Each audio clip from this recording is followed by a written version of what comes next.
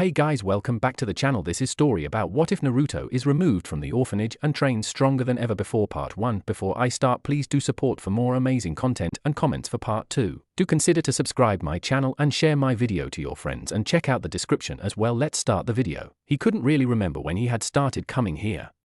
He knew it had been hot, that was about it. The scorching heat of the summer, noonday sun was not something to be underestimated when one lived in fire country. He remembered searching everywhere. At this time of the day the matron didn't let any of the children back into the orphanage, believing that they needed that time out to play and get some good exercise. It also helped to keep any of the kids from getting too sad at their rather paltry living conditions. The fact was a simple one: when recovering from war and the devastation that a demon will bring to your town, funding an orphanage was hardly the first place that the money was sent. Still, it was a nice enough existence. While most of the children avoided him, usually at the behest of the other workers at the large, though crumbling, home, the matron was always kind to him. He had asked the old man that would visit him from time to time why it was that she was always so nice when the others would ignore him or push him away. He had remembered him smiling a little sadly before saying that the matron was once something called a wet nurse, that she had worked for the Koges for years, helping to rear his own sons when they had been small, and now she ran the orphanage. It was on this day, his desperate search for a shady spot that was not taken up by the large dogs the tattooed people would have, or the ones that would always look at the clouds, that he had happened upon a rather strange place not too far out of the village in the surrounding forests that were still contained by the outer walls of the growing city. The odd little place was surrounded by a low, rotting fence that looked as though that, at one point, it had been pretty, more for look than effect. Pushing aside a rotting bit of bamboo, he stepped cautiously inside and was almost instantly swallowed up by overgrown grass and weeds. A boy of no more than 6, he couldn't hope to be taller than these things. Smiling at how much cooler he was feeling already, he had moved deeper into the odd grounds and promptly fell face first to the ground, his tattered sandals catching on something at his feet. Looking closer, and still needing to part the grasses so he could better see, he saw what looked like a large stone, the worn kanji on it unreadable for a number of reasons, first of which being that he couldn't read. He remembered idly cursing the stone before he rose once more and ambled deeper in, his eyes barely spotting what looked like the top of a stone structure through the almost suffocating foliage.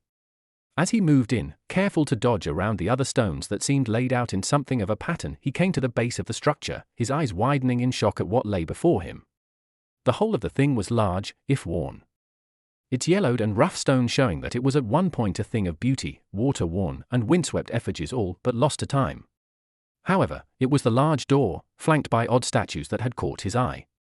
Each of the large, man-looking stone sculptures were standing tall, arms before them in what looked to be, at one point, the pose for holding something quite large.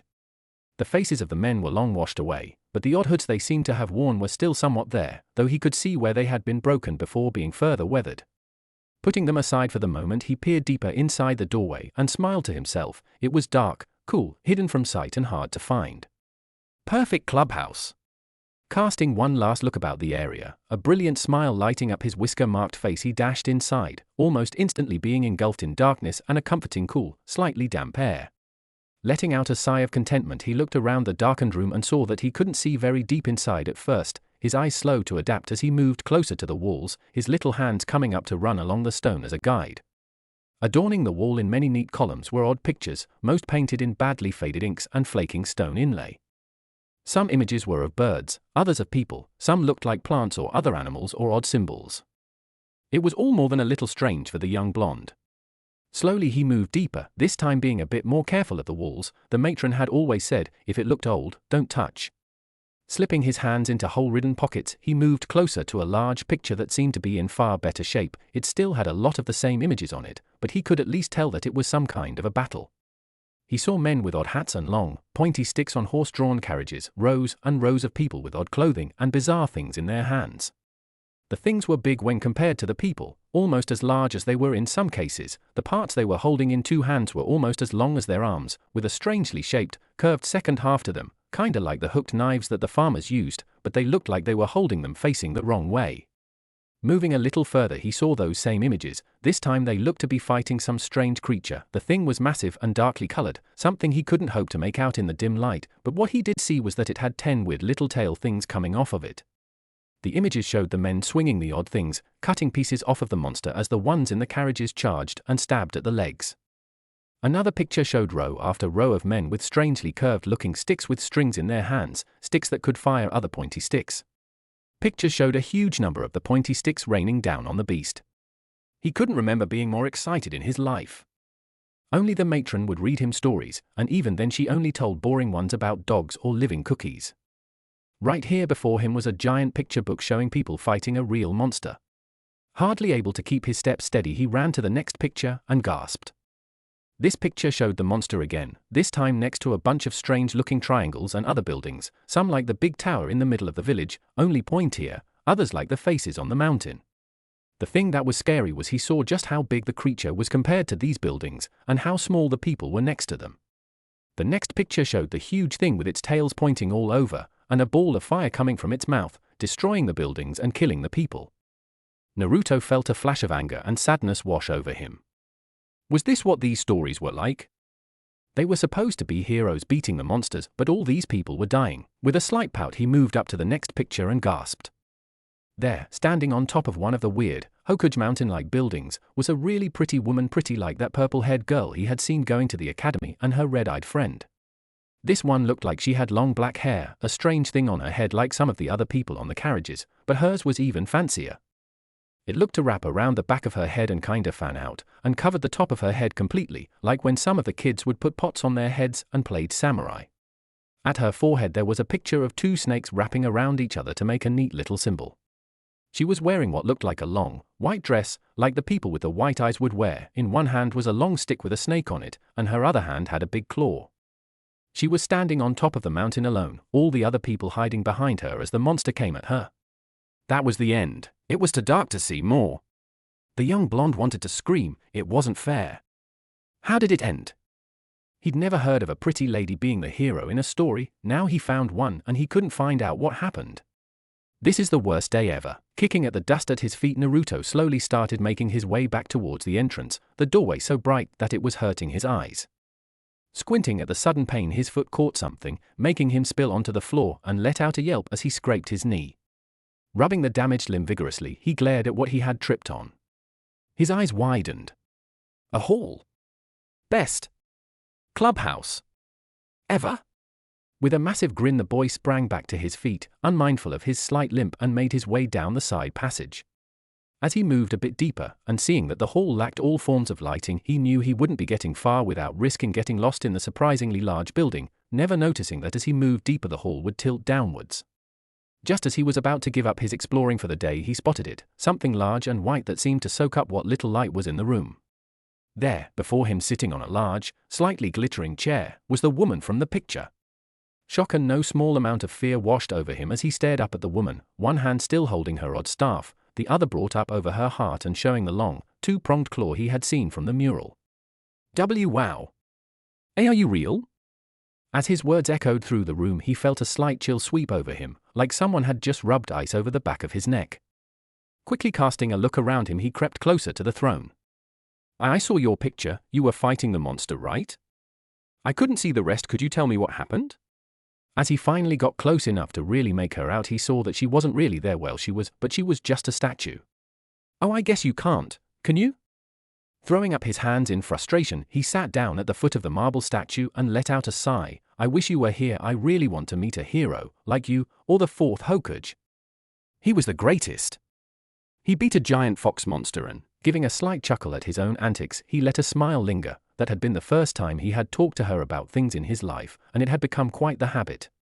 When he had returned that evening to find the matron worried sick, he just smiled and said he had found a great spot to stay cool and lost track of time exploring. She had scolded him for a while, then put him right to bed after a bit of food.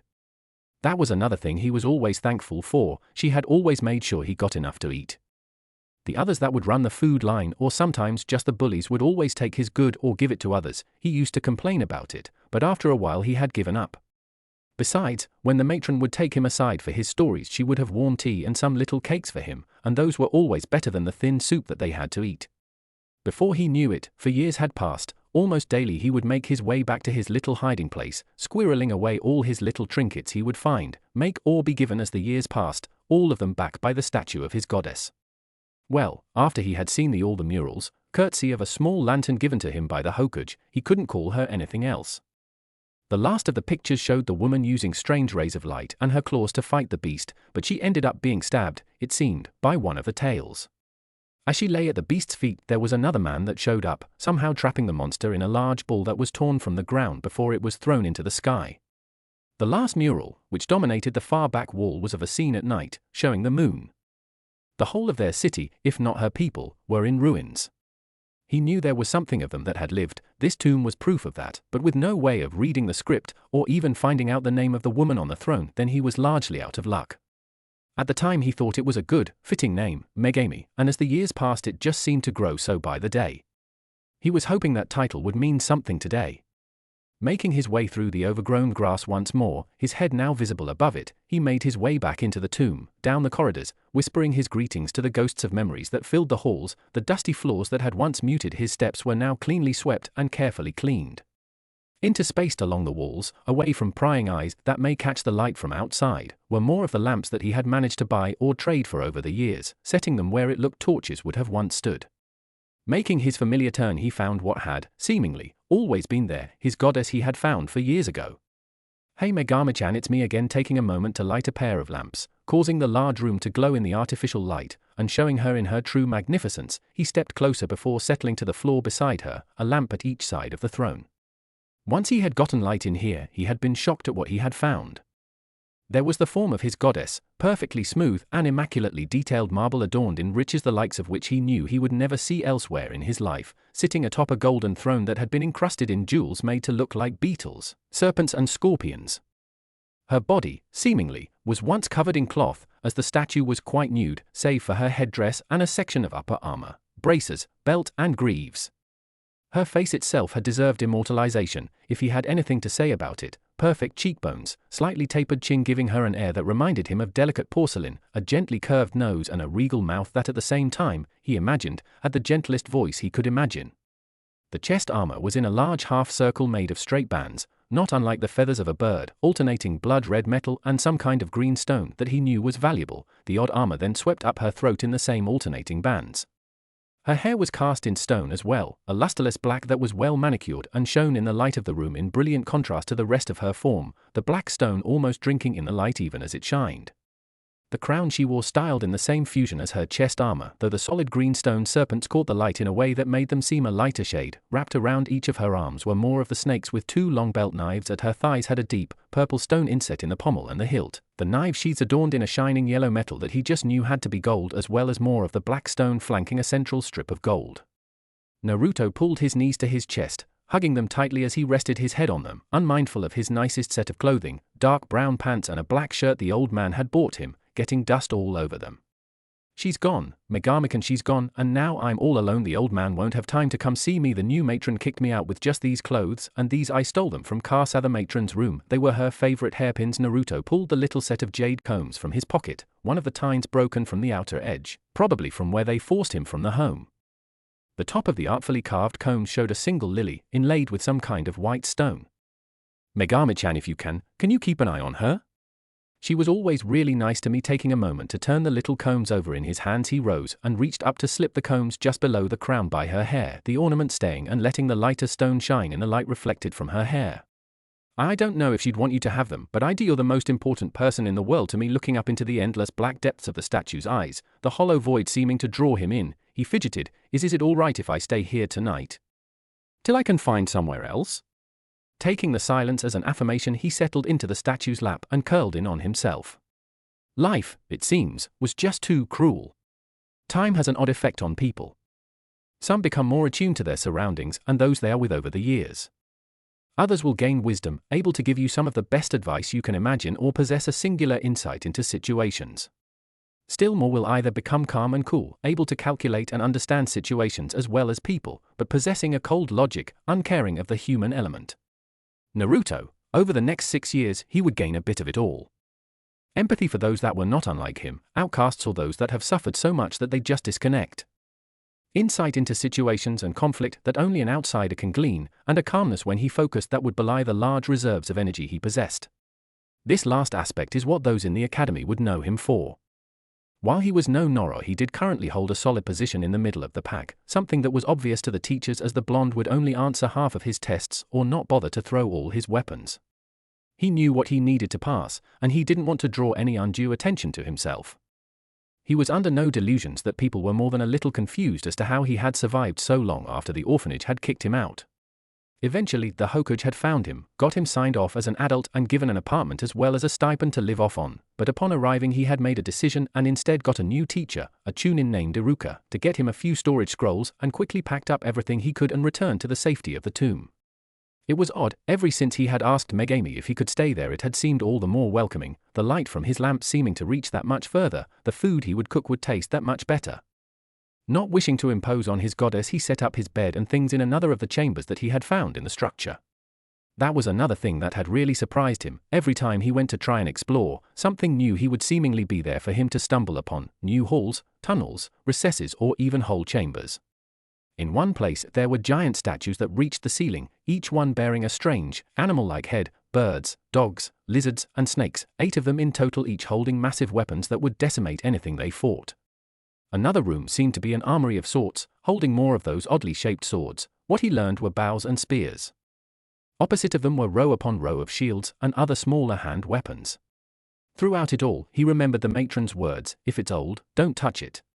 He was no fool. When he had really gotten into exploring the tomb, he came to understand that it was far larger than he thought it was, the halls and chambers twisting deeper and deeper underground and hooking back in on itself so it didn't become a sprawling complex. The only thing that kept it from being found by the saw workers was its position so far away from houses or businesses. Still, it was a great place to live, especially after he had officially moved in. Every day after his classes, he would head back to the apartment and linger for a few hours, always studying or working on his chakra control, at least until he was certain that he had no more prying eyes on him. Then he would slip out through the roof access he had and would make his way through back alleys and tall grasses, using the time to work on his stealth, then would have a simple supper before more training, the larger chambers, halls, staircases, and materials in the tomb affording plenty of training opportunities. Hay bale targets, a stone pillar that he would carefully wrap with a spare futon to use as a striking post, long, twisting hallways and steep stairs for speed and reaction training, stones and rope to add weight to his body for physical training.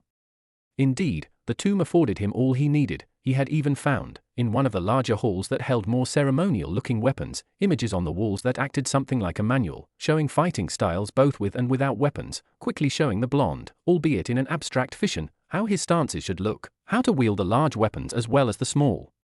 He did think at times that the place seemed closed in, stuffy, but whenever he would think that he would see all the images and murals that showed the life of these people and would smile a little. He may not understand the language, but he still felt, somehow, like a part of them, learning their styles, taking up some of their dress, honoring the statues that even he could understand held a religious meaning to them. That was something that had always confounded the teachers.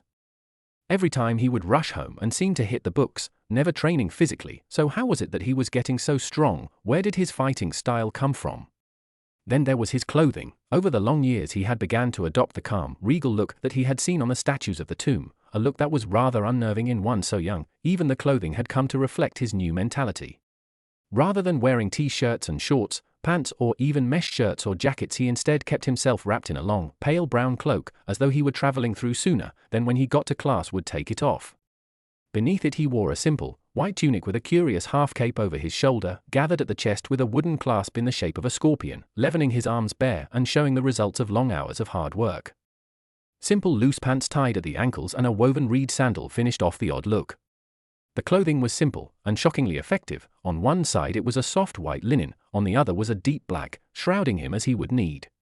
Due to all the heavy training he did, inside and out, he had a moderate tan that helped to hide him in the foliage of the village even better than the so-called experts in their class, only needed to use a bit of wet ash to break his pattern and move deeper, vanishing almost entirely from the teacher's view.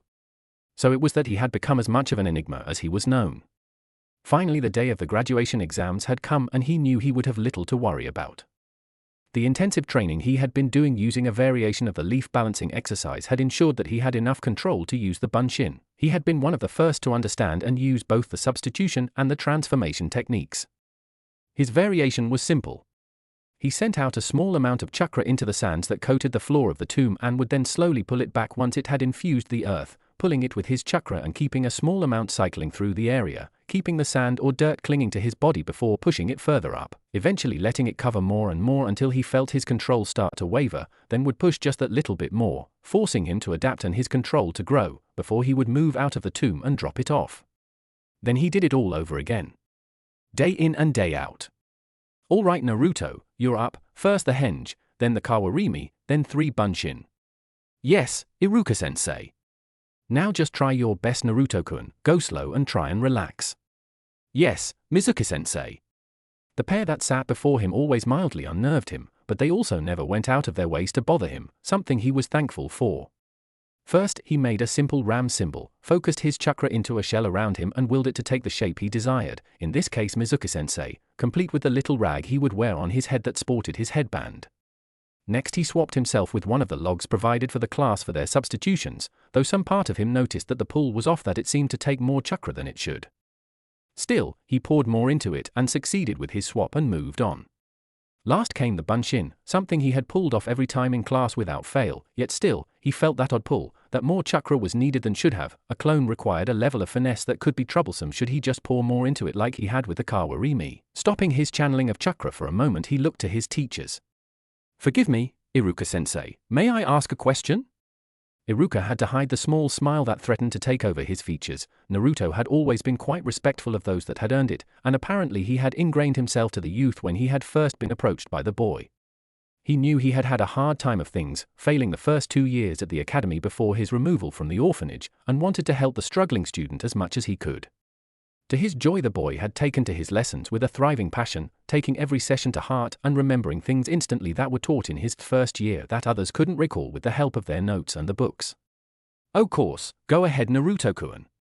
Sensei, it seems as though I'm having trouble focusing my chakra today. It's probably just the nerves. If it takes a few moments longer, will I be failed? Mizuki looked ready to speak, but Iruka raised a calming hand. While yes, this test is in your proficiency in the technique, recognizing your limitations in the field and adapting is just as important. Also, you're the last one to be tested today, so take your time. Both Iruka and Naruto chuckled at the little joke before the blonde nodded and carefully started to gather his chakra, paying attention to the rate of the odd pull that he was feeling coming from all around him, like something was trying to drain his chakra. Finally understanding the rate that he was losing the chakra, Naruto quickly flew through the 3 hand signs needed for the technique and, with only a slight pulse at the end to up the number, released the chakra, causing the room to fill with smoke for a moment. The instructors were stunned for a full minuet. They had required only 3 clones, yet Naruto had just produced over 20 of the illusionary blondes. And Naruto, well done. I can see that you still need to work on your control, but you did an excellent job in making your clones. I'm proud to say that you graduate. Come up and get your headband, ninja of Konoha. Naruto gave a small bow, his face split into a wide grin as he moved up and took a pale white headband, something that matched his clothing, and wrapped it securely around his forehead. He spared Iruka a small smile for the thoughtfulness of keeping one of the white ones in reserve for him before he moved back outside to wait with the others. Seeing the others all happily greeting parents, siblings, or guardians caused a slight twinge in his heart. Absently he thought back to the matron, how those little combs would look in her russet hair, the kind twinkle in her green eyes as she would sit him on her knee and read to him, the little cakes she would make. At the same time he thought back to his goddess and smiled. Her gaze was always on him in the tomb. Somehow he knew it, as insane as it sounded, and he knew she would be proud of him. He couldn't wait to get home to tell her. He heard snippets of conversations drifting through the crowd, some of praise, others commenting on where they thought they would rank, all very normal. Then there were the ones directed, somewhat, at him. The half-muttered insults or comments of amazement that they would let a freak who like him pass. Again, it was all very normal. When they were all called back inside, Iruka told them about needing to be back at school this time next week in order to get their team assignments as well as further instructions on their expectations on their new positions as ninja of the village. The whole of the class was walking a bit taller that day as they started to file out. Those that had failed were somewhat buoyed by Iruka's insistence that there was always next year, and that not everyone could pass, as there simply weren't enough instructors to go around. As Naruto was about to leave, opting to be the last for his own reasons, Iruka approached him and clapped a hand on his cloaked shoulders. Hey Naruto, how about I take you out for a bit of ramen to celebrate my treat?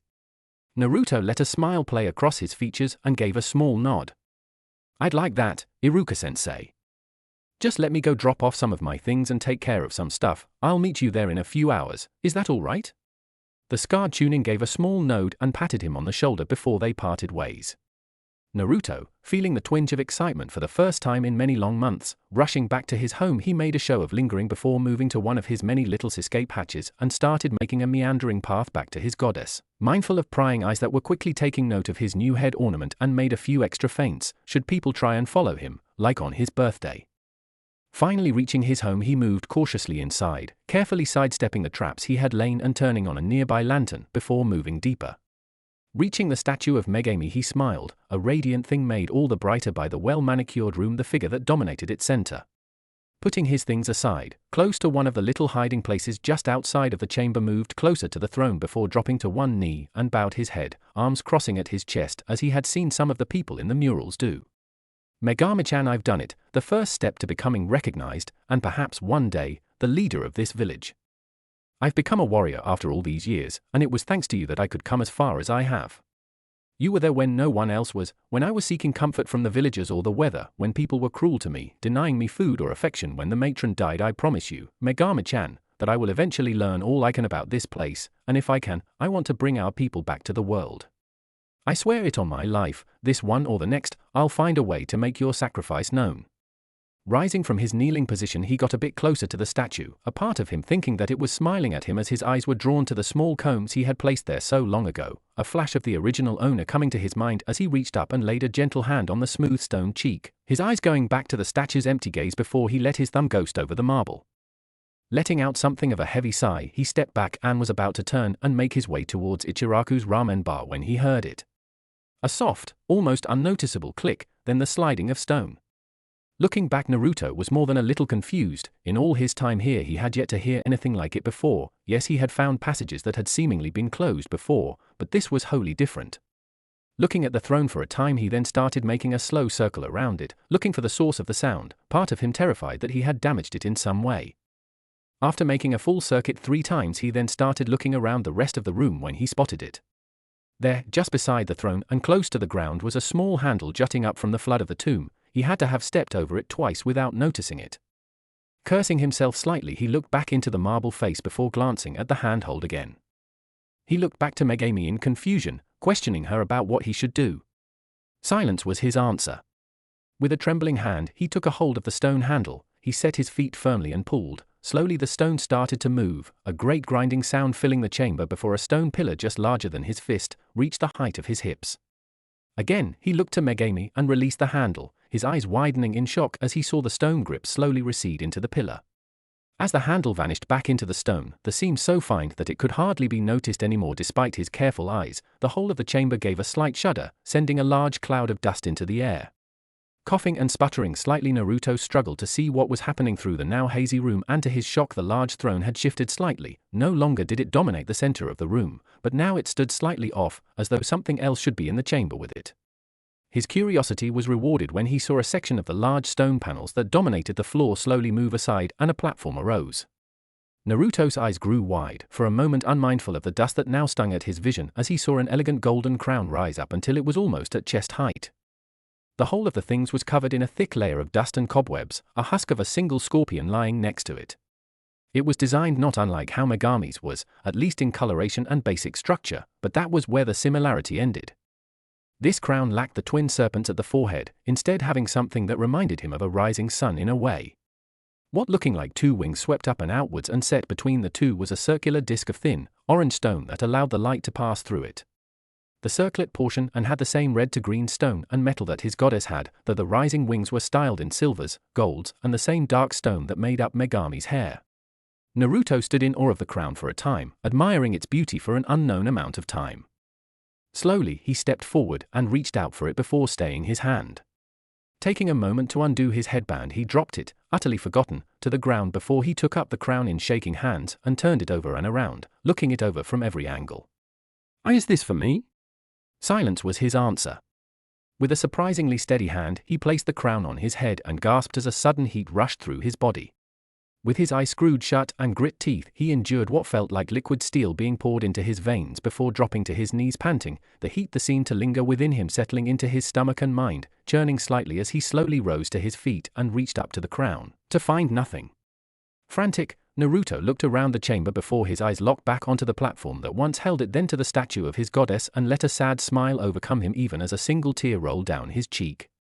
I guess I wasn't supposed to have it. Forgive me for acting out of turn, my goddess. Absently whipping the tear from his face, he stooped and picked up his headband, tying it securely over his head, not unlike how he saw many in the murals wearing their headdresses before snatching up the bit of money he had squirreled away, intent on buying an extra bowl of ramen tonight to help settle his nerves. Before giving one last bow to the statue and, extinguishing a lantern, left the tomb for the ramen stand.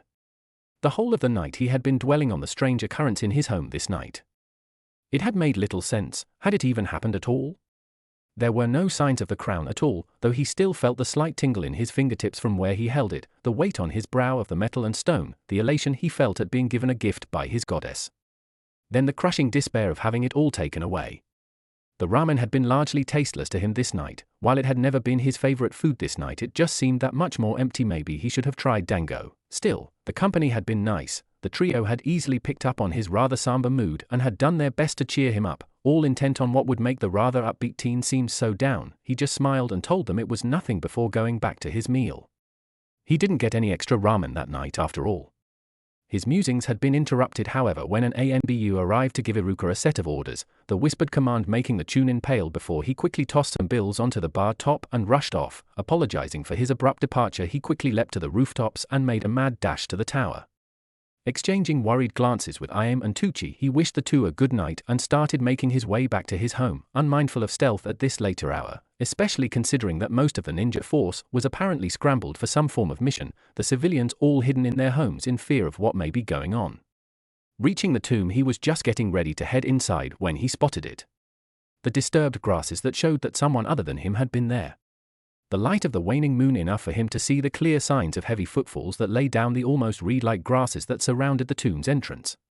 Steeling himself, Naruto pulled a pair of kunai from the weapon pouches hidden in the layers of his kilt-like clothing and slid into one of the loose stances he had learned from the tomb, one hand above his head, elbow bent, while the other was pulled loosely to his side, not unlike those who were ready for a solid straight punch, but with his blades held firmly in place for the thrust.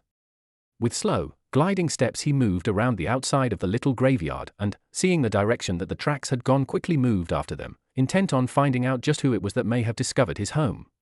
As he moved deeper into the forest, his ears started to pick up the telltale signs of battle, steel ringing off of steel in the distance as well as the steady, thumping claps of flesh impacting flesh. Gritting his teeth, he crept closer and had froze.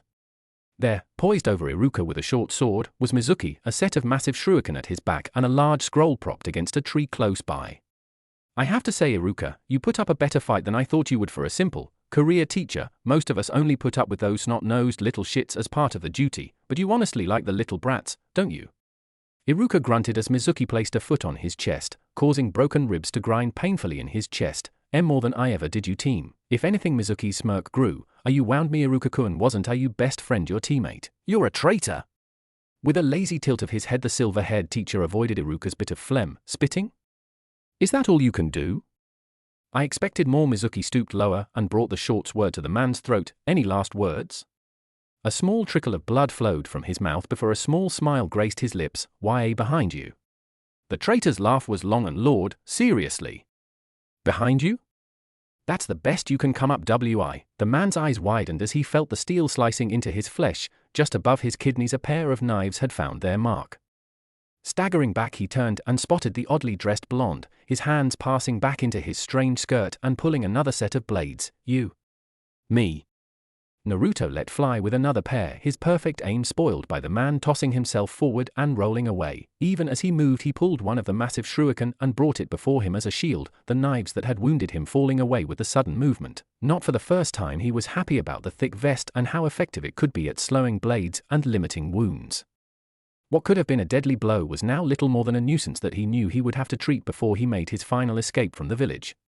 Missed me, demon brat. Did I? Who says it was you I was aiming at? Mizuki stiffened as he heard the sound of steel slicing through the air and spun, whirling the large shuriken in his hand and deflecting the somewhat clumsy throw of his teacher. My, Iruka-sensei, that was poor form, C+. Despite the situation, he smirked at his student. You try throwing straight with broken ribs. Sobering a bit, he forced himself to his feet, one hand absently holding his chest. Naruto, go to the village and get help. Mizuki's stolen a scroll with forbidden techniques and must be stopped. I'll slow him down. With a curt nod, Naruto turned to follow his orders, understanding that if this should fall into the wrong hands it would cost many more lives than that of one Chunin and one Genin. Oh, are you sure about that? Iruka-kun, after all, this scroll holds some rather interesting things about our blonde here. Mizuki, don't say another word. As it stands you may get life in prison, but if you Oh, I think I'd rather take death. Those cells are just too dank. Now then, Naruto-kun, would you like to know a secret? No. You mustn't. Naruto's confusion was almost palpable as he turned back to the clearing to see Iruka trying to force his legs into propelling himself forward, but if the blood coming from his mouth was any indication, then the scared Chunin was already in serious trouble. Mizuki just stood with a sadistic grin as he stared at Naruto. Oh, but Iruka, don't you think that your favorite student deserves to know the reason he's hated? Why no one would adopt him? Why it was that he was given such a crappy little apartment and so little money to live off of? What? Naruto, don't listen to him. He's just going to lie to you. A sickening choking sound filled the clearing as Iruka dropped to his knees, arms wrapped around his chest as he coughed up a gout of blood. Naruto was moving before he realized it, trying to get to his sensei's side only to have the large shuriken impact the ground before him, stopping the blonde dead in his tracks as Mizuki pulled the other large blade. Now, let your elders finish speaking before you act. Naruto, if you knew the truth, then you would hate this village as much, no, maybe more than Orochimaru-sama himself. Naruto, you are the nine-tailed fox. The teenage blonde froze. He was a demon? Suddenly all the looks, but muttered comments, the people at the orphanage, it all made sense. That's why no one wanted him. That's why Megami rejected him. Naruto, it's not true. He sealed it for Iruka. The world went dark. That gave him pause. That marking on his stomach he couldn't understand. It was a seal. He wasn't the fox, it was inside him, but that didn't make him it any more than it making it him. Turning cold, blue eyes on Mizuki, he felt his chakra spike as his emotion surged. And that odd warmth that had been stirring in the back of his mind and stomach grew hotter. As his chakra peaked, the massive wave of blue energy becoming a visible thing around him, something that shocked the former Chunin to no end. He felt it, the same white-hot burning coursing through his body and penetrating his mind, his vision filling with spots before things started to become clear. Visions of sandy plains and magnificent structures that stretched to the horizon. Images of artfully sculpted and carved statues and columns. He possessed the knowledge. He possessed the power. The strength to lead, the wisdom to rule, it was all his. Mizuki watched with sinister glee as Naruto's chakra went berserk, unmindful of the fact that it could probably be felt miles away. He only cared about the boy's suffering right now. Hell, if he pushed him just that little bit more, he might break the seal and let the demon ravage the village once more.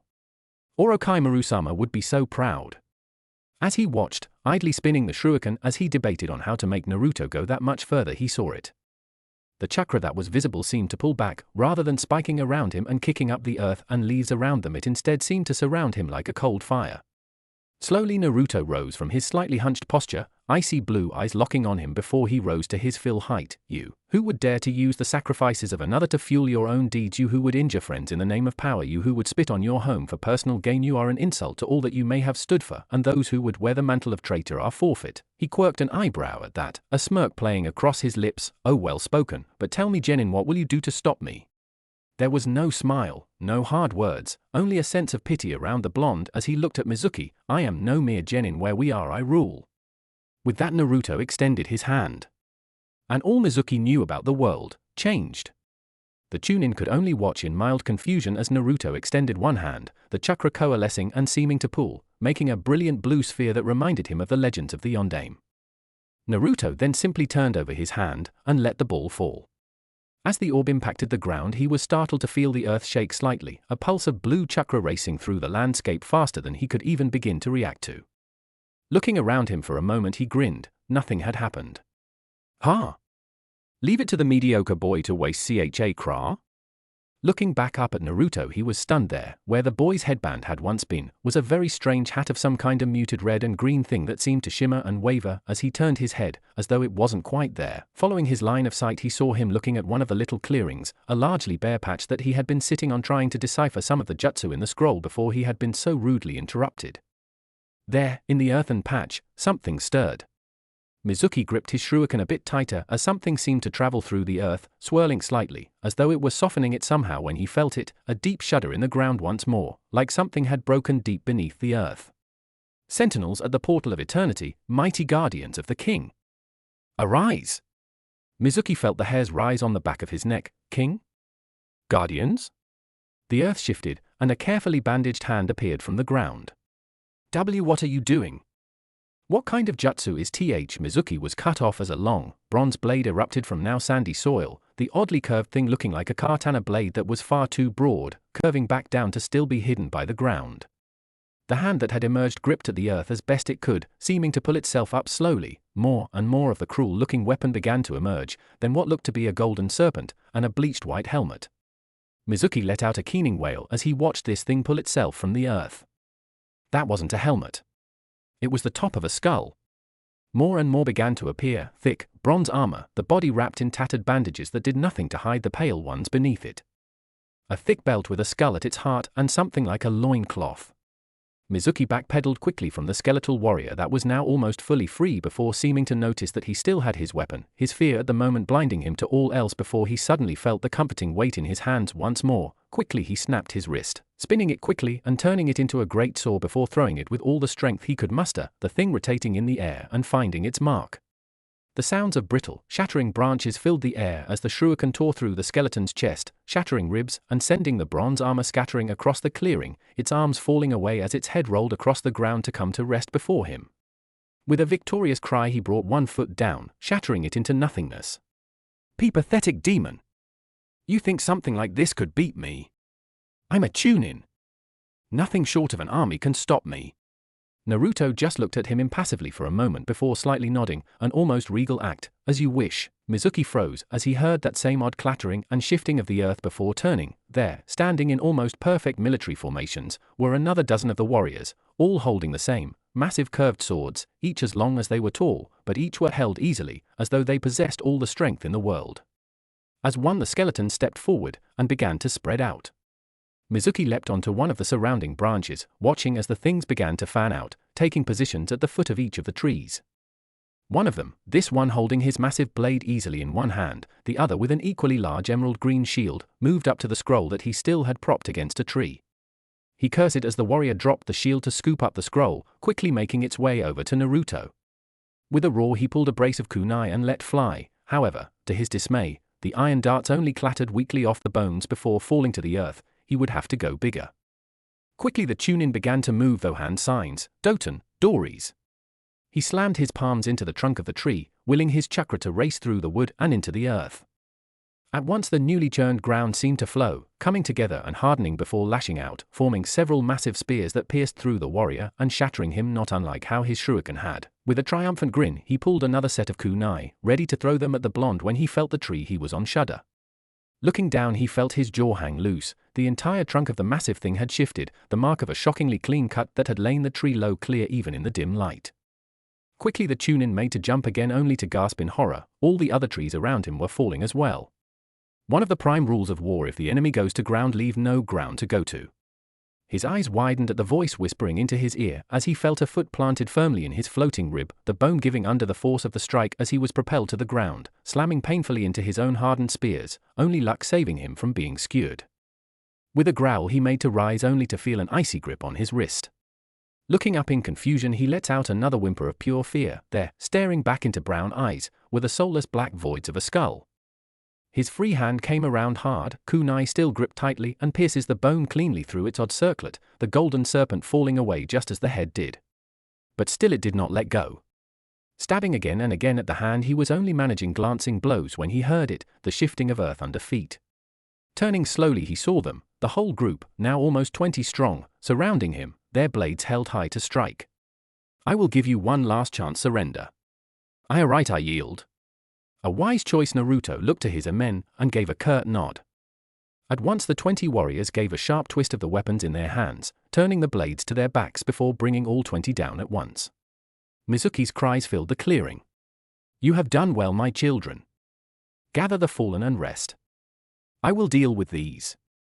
Silent visages turned and began to collect the pieces of armor, bone, and weapons before they turned as one large column and began to march back to their homes. all heading for the tomb.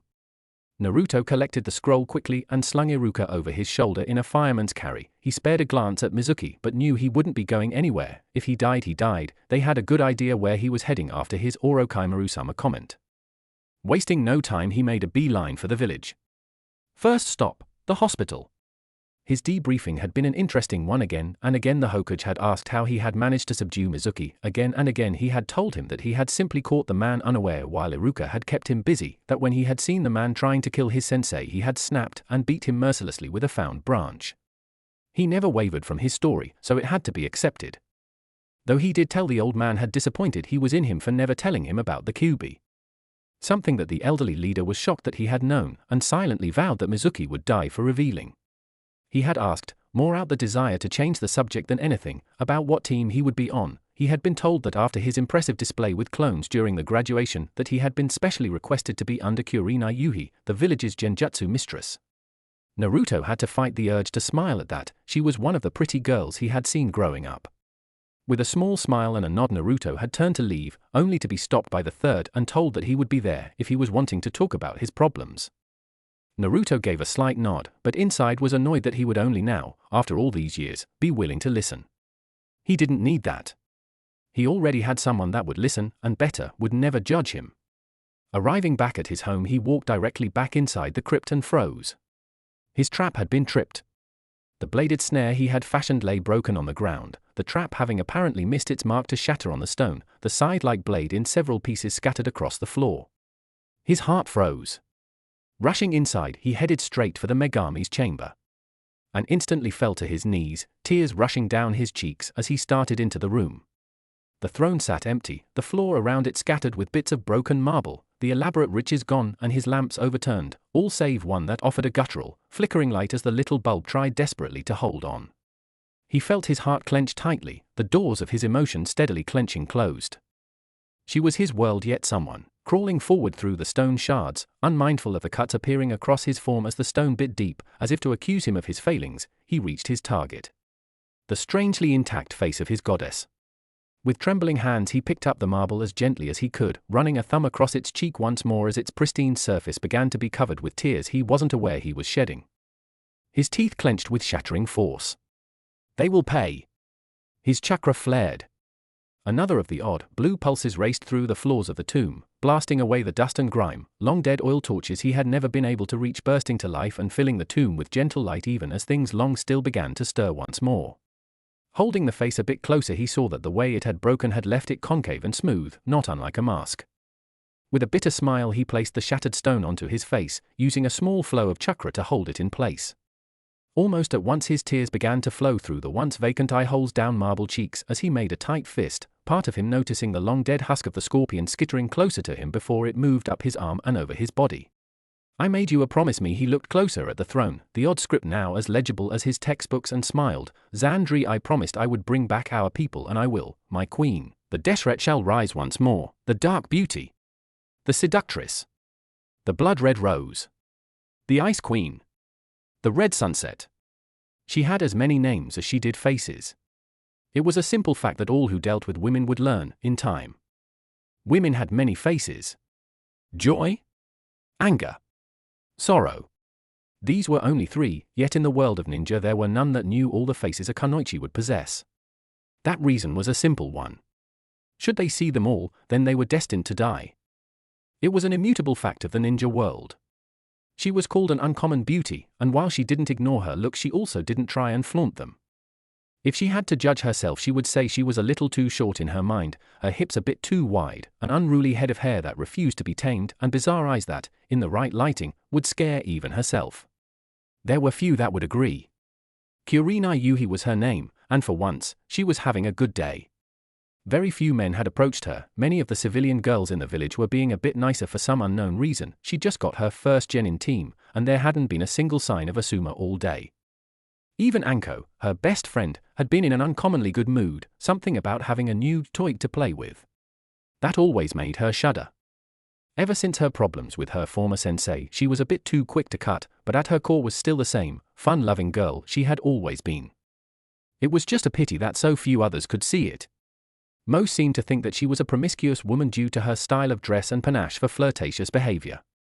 Ludicrous. With that look, she ensured that only a certain kind of man would approach her. A kind that she could easily turn away, or if they persisted, she wouldn't feel bad about hurting. As much as the fun-loving girl still lived within her, she knew that her pain ran deeper than most could understand. The only one, she imagined, that may be able to understand her was oddly enough her new student. One Naruto Uzumaki.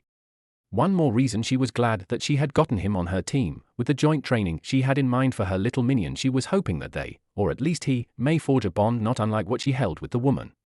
Anything to get her to take someone else to that blasted dango stand. Anyone that really knew her knew that she preferred fish, spicy fish at that, so why would the woman always take her to get those blasted little dumplings? Shaking herself from her mild rant, she pressed on. While she knew she would be on time for the meeting, a part of her always preferred to be a little early, a tick picked up from her own Jonin sensei long ago.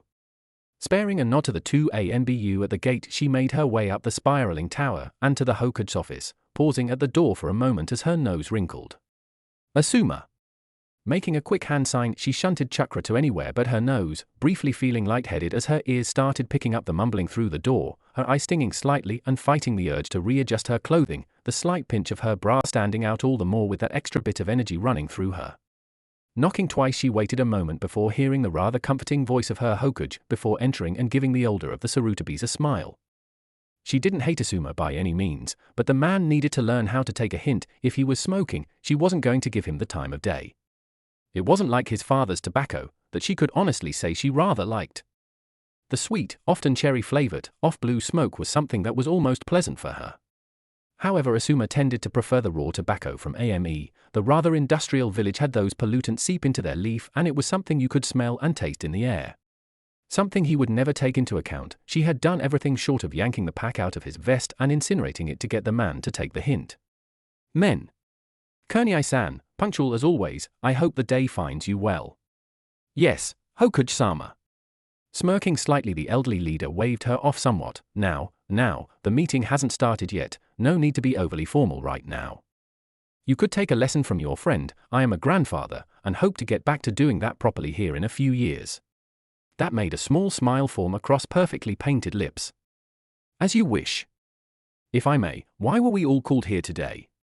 He absently pulled his pipe from his desk, beginning to fill it as he considered his answer. Officially, I'm just handing out the files on your genin for tomorrow's selection. Unofficially, I need to speak to you, Anko-chan, Ibiki-kun and Iruka-kun, about what happened 3 nights ago. She gave a silent nod as she watched Asuma with her peripheral, refusing to let the man think she was eyeing him. So Kurenai-san, oh please no, not in front of the Hokage. What do you think of your team? She had to bite her tongue to keep from sighing in relief. I believe they possess remarkable potential. What about yours?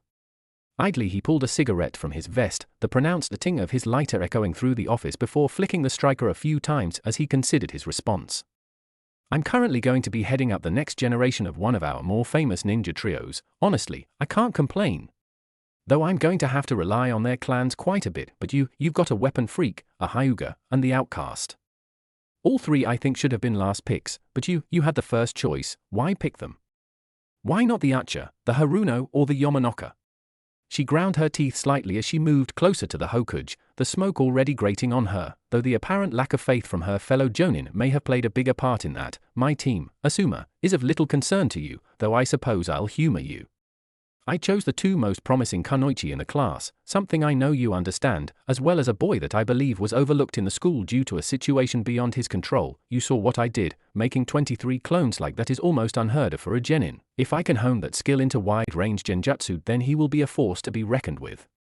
Hinata has perfect control, can be an expert tracker, and is already showing a skill for medicine. Tenten looks up to one of the Sannin and is stopping at nothing to get to her level. Trust me, my team is going to be a powerhouse when I'm finished with them. Both Sarutabi were doing their best not to shrink away from Brunette. They didn't realize how fiery she could be when pressed. Come now, Kurenai-san, I'm sure my son wasn't trying to be insulting. I happen to agree that these 3 have great potential. Young Anko will be assisting in your training, yes? She nodded. She's still officially not allowed to take a team, yet still desires to teach, so I offered a hand, and with a limited number of nuke nin coming in, I thought it better to keep her busy. A bored Anko is an interesting Anko. Uhu, Kurenai-chan talking about me behind my back again. She froze at the purring voice, two hands snaking around her midsection to lightly rub her belly as hot breath washed over her ear. Her yelp was not terribly dignified, though the laughter from the two men didn't help. With a rough clearing of her throat, she pinched one of Anko's hands hard, causing the woman to squeak and pull away. "Anko, behave." She grumbled a bit before dancing out of reach of her friend and, pausing only long enough to get the ever so slight nod from the Hokage, snatched the 3 files from the desk that bore the snapshots of her team. "So these are the little monsters we get to play with, eh, Nai-chan?" She got a nod before she started to leaf through them, her whole being seeming to shift and take on a more professional feel. Gone was the somewhat teasing cock to her hip, no more were her eyes sparking with mirth, her jaw set and her lips thin as she slipped into the mission mode, her odd pale brown eyes dancing over the papers as she seemed to go back to other files time and again. "Wow, at first glance these seem terrible red, but you know I see a lot of potential here." Kurenai couldn't hide her smirk any more than the Hokage, while Asuma was starting to wonder if he had missed something. "So what are your thoughts?" She gnawed on her lip for a time before smirking. "It's almost a perfect balance, not over-specialized, and not weak in any one area. The blonde will be the heavy hitter from the looks of it. The Hyuga has almost perfect chakra control and decent reserves thanks to her fighting style and can be a melee beast if we break her out of that shell, and Buns here, with a little coaching, could get as good as me at extracting information. I'd say a perfect deep recon, capture a retrieval or assassination team." Kurenai gave a curt nod. Oh yes, she had hit the nail on the head. "Although it says here you're wanting to turn the blonde into a genjutsu user? Why?" "Primarily due to the fact that he has such remarkable control, despite having such massive reserves. With that kind of power he may even be able to develop a genjutsu that could fool the Sharingan." Anko let out a low whistle, the look in her eyes showing just how quick her mind was working. "I'll be damned, assuming he could increase the power and maintain control, and that's a big if. He could convince the body that the injuries or the setting was real. He could actually manage to kill if he does this right." "My thoughts exactly. You're not planning on trying to get him to use it, are you?" Anko looked to the Hokage like he was covered in something foul. "You, of all people, ask me that." The elderly leader flinched at the pain in her voice. The very idea of using power from another was sickening to her. He knew as much, but really, who wouldn't feel that way if they had been through what she had? "Forgive me, Anko-chan, there are times that even a professor can be absent-minded." A soft knock echoed through the room before he called for the person to enter. Quickly 2 men entered the room, one a towering man seemingly made of a scowl, the head of the interrogation unit. Behind him, wheeling himself into the room, was Iruka, the man moving more than a little gingerly thanks to the apparent wrappings on his chest. "Lord Hokage." "Hokage-sama." "Ah, now that the main players are here, we can begin." "Iruka-kun, first I would like to say I'm sorry to call you here from your rest. You must in a great deal of pain." He gave a weak smile, looking far too pale for a man of his age. "Nonsense, Hokage-sama, I live to serve." He gave him a small smile. "Very well. Now then, the main reason I've called you all here to discuss the events that had transpired that night. As some in this room are aware, Naruto has become aware of his burden. That caused a few eyes to widen. My lord, what will become of him? What was his reaction? Will we still be allowed to train him? Did he flee the village?" The elderly leader once more raised his hands, attempting to calm his son and the boy's sensei to be easy. "Apparently after the revelation something had happened. You all felt the chakra spike from the forest, I presume?" They nodded. "Good. It would seem that when Naruto found out he, through rather selective means from Mizuki, was in severe emotional distress. After a last reassurance from Iruka before he succumbs to his injuries, Naruto apparently was able to subdue Mizuki with, thus far, unknown means." "Hideki-san?" The scared special jonin drew up to his full height before nodding. "Yes, Lord Hokage." Naruto, upon delivering Iruka to the hospital for damage to his ribs that had resulted in a punctured lung, came before the Hokage and reported that he had engaged Mizuki with the help of the aforementioned Chunin and, upon seeing Iruka seemingly die, in the boy's words, coupled with the revelation of the fox, had just snapped and beat Mizuki into submission with a found branch. However, the evidence does not support this statement. "Explain." Nodding once more to his leader, he produced a few files and began to pass it around the group, the Hokage having a personal copy. "As it can be seen from his injuries, he has indeed been bludgeoned. However, you can see from the bruising that it seems to have been an object with clearly defined edges." Riffling through a few pictures, Anko had to fight back her grin. Someone had seriously worked the man over, and it was clear that something a lot heavier than a branch had done this. "What did Mizuki say?" Her boss just shook his head. "That's the problem. From what we can tell, he's gone completely insane. he insists that Naruto somehow had summoned the dead to fight for him before they beat him into submission. Even said the kid had a crown. That caused a few to chuckle. It's possible he found an iron rod or a dull sword out there, and in his anger just doesn't remember. Again he shook his head. No, we have scoured that area, taken note of the scene photos. Whatever happened there, it was big. Even if the kid had somehow tapped into his power, it would have been different. The fox's chakra, naturally, is destructive, but it doesn't cut, it rends. No, whatever happened there, it was done with an edged weapon or weapons. I have requested some of the local swordsmen and blacksmiths investigate the area and report back the nature of the weapon. I will say this, I've never seen a cut that clean before on a tree, and if it was a weapon, why not just kill Mizuki? The Hokage just sat there for a time, his eyes closed, before letting out a sigh. It's clear that there is something new in the village, be it an unknown ninja, a new technique, or a weapon that has yet to be revealed. There is also a matter of some of the civilian and retired ninja in the village disappearing since that night. Thus far we have lost for such people. Now normally, with the graduation having just occurred, this would not be too much of a problem, as many that did not pass would be relocating to one of the surrounding civilian villages. However, it's the condition they were found in that's alarming. Ibiki. Yes. It seems that those that were found dead had every scrap of chakra drained from their system. There is one such ninja in the village that could accomplish such a deed, a genin named Akadu Yoroi. However, his location is accounted for at the apparent time of the deaths. Either training with his teammates at the time or at his part-time job at Aquifers. Kurenai arched an eyebrow at that. Such a technique would be powerful indeed for anyone, but a genin able to do such a thing? This boy and his teammates, I don't recall them graduating. Who's their sensei? The group sensei, one Aoi Rokushu, became a missing nin after the theft of the Raijin no Ken 6 years ago. Since then they have been passed to what jonin have been available. The team's leader, Kabuto Yakushi, is the adoptive son of the head of the hospital and is an accomplished medic in his own right, helping to train many of our up-and-coming nurses. They've been genin for 6 years, yet have such accomplished skills, and their sensei is a missing nin? And the council calls me a security risk? While most just ignored the violet-haired woman's rant, Hiruzen's mind was busy working. Anko had a point. With a gesture unseen by the gathered ninja, he made a sign to the room's hidden black ops. And sent a few ninja to keep an eye on the group, regardless. As Ibiki-san has said, he has an alibi. Therefore, in addition to the Mizuki incident, we must keep watch for those that may be new in town or possess exotic items. Kurenai, your team possesses a young woman that is known to have great interest in weapons. Try and ask her, as subtly as you can, about what could do such a thing. My lord, if I may make a suggestion. Of this generation of genin, only Naruto has knowledge of what happened that night, and more specifically, where. I suggest that perhaps we set up this new clearing as a training ground. My team can meet there, and as an impromptu quiz I can ask Tenten what weapon could make such a mark. After a long moment he gave a slow nod, agreed. However, make sure that when you do Naruto is not nearby. If he does know something he may try and influence her answer. My lord? He paused to start refilling his pipe. As much as I want to trust Naruto in this, all my attempts over the last few years to get close to him have come up short. I fear that his loyalty to the village may be lax. That caused several wide eyes. Iruka the only one that dared break the silence. Lord Hokage, surely you're not suggesting that Naruto, the one whose dream it is to be Hokage, could be a traitor?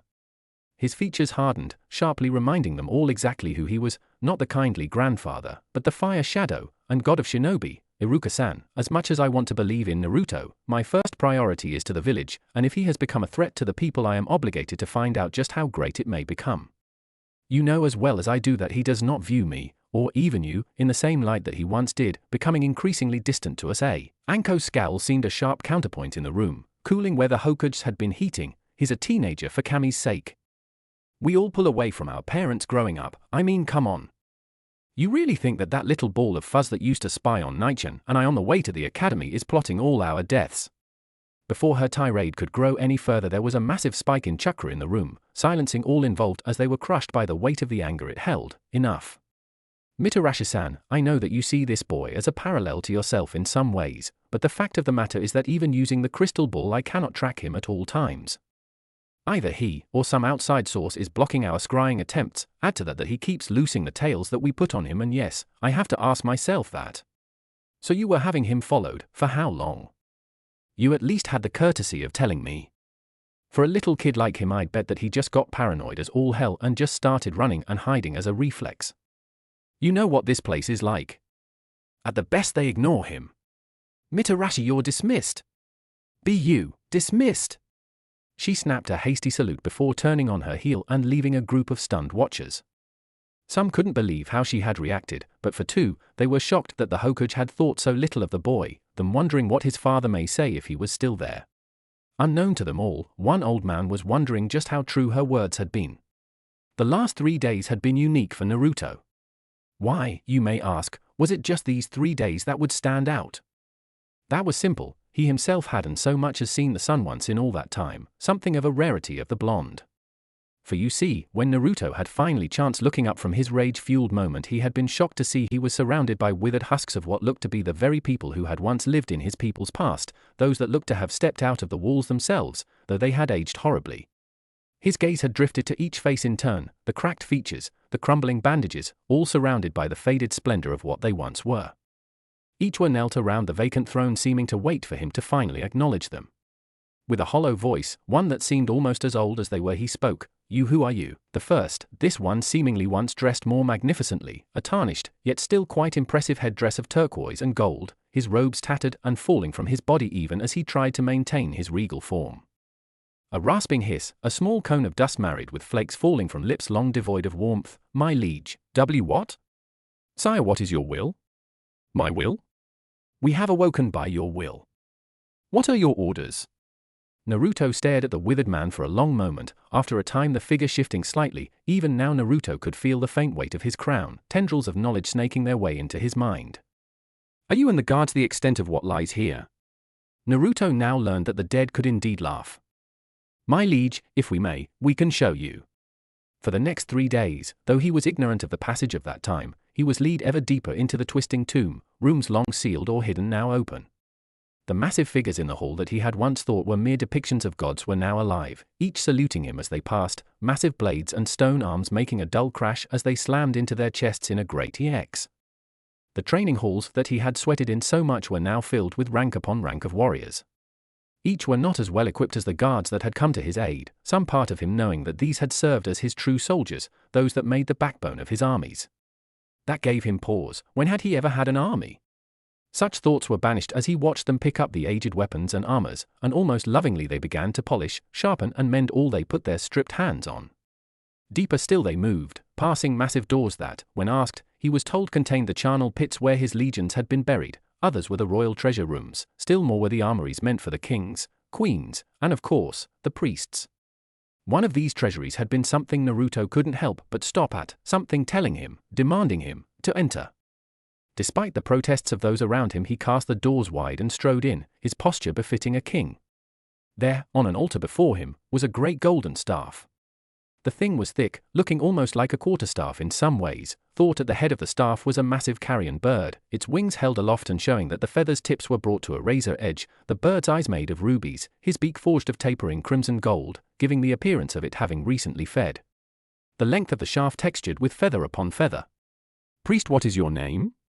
Phetep, my liege, the 48th High Priest of the Deshret, and the teacher of High Priestess Xandri.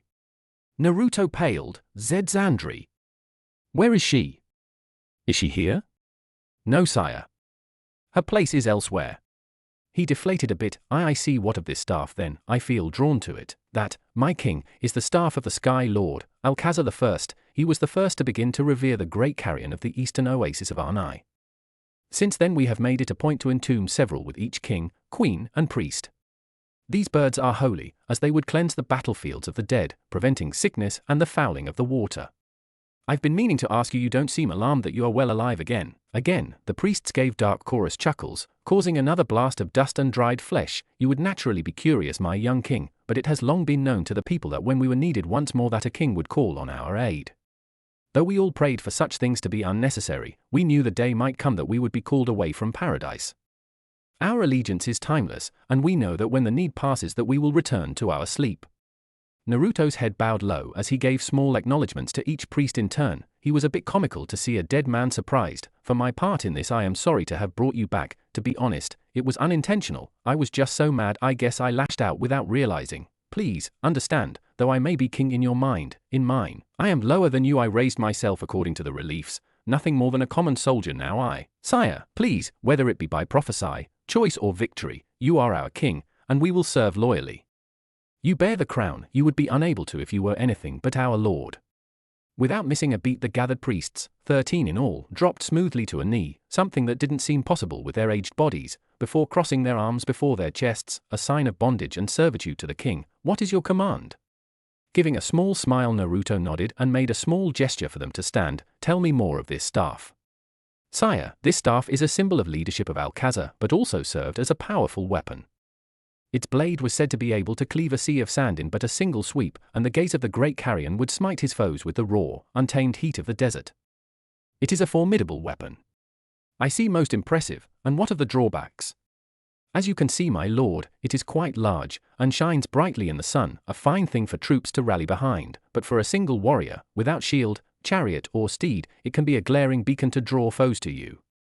Alcazar's son used such a thing to lure his enemies into traps, though that lead to his demise. Naruto gave a small smile as his eyes danced over the simple, yet elegant weapon, his hand already moving to grasp it, when suddenly, gnarled, dried fingers locked around his wrist. My liege, forgive me for overstepping my bounds and daring to lay a hand on you, but this staff is one that you must not treat lightly. It has killed any outside of Alcazar's line that has dared to touch it. Naruto gave the priest a reassuring smile. Then I shall be the first. As I said, Phetep, I was drawn here. I do not think the staff will harm me. I appreciate your concern for me, but this is something I will need to find Megami-chan's destroyer, and be an effective ruler to you all. Please, trust me. If I am to be a good leader, a good servant to you all, I need to be as strong as I possibly can. Another first. A dead man looked scandalized. Sire, you are our lord. We are your servants, soldiers, slaves. You cannot, Phetep, this crown has shown me many things. It showed me the rich history of our people, our culture, our faith and traditions, and yes, while I may lead, should you not follow, not pledge to listen, to serve, then all this crown is a fancy hat. Nothing more. No, a king is nothing without his people. While you all may only be here for a time, you are all infinitely more experienced in the powers that return life to this place, and by your suggestions then I will be more effective in battle, commerce, building, and diplomacy.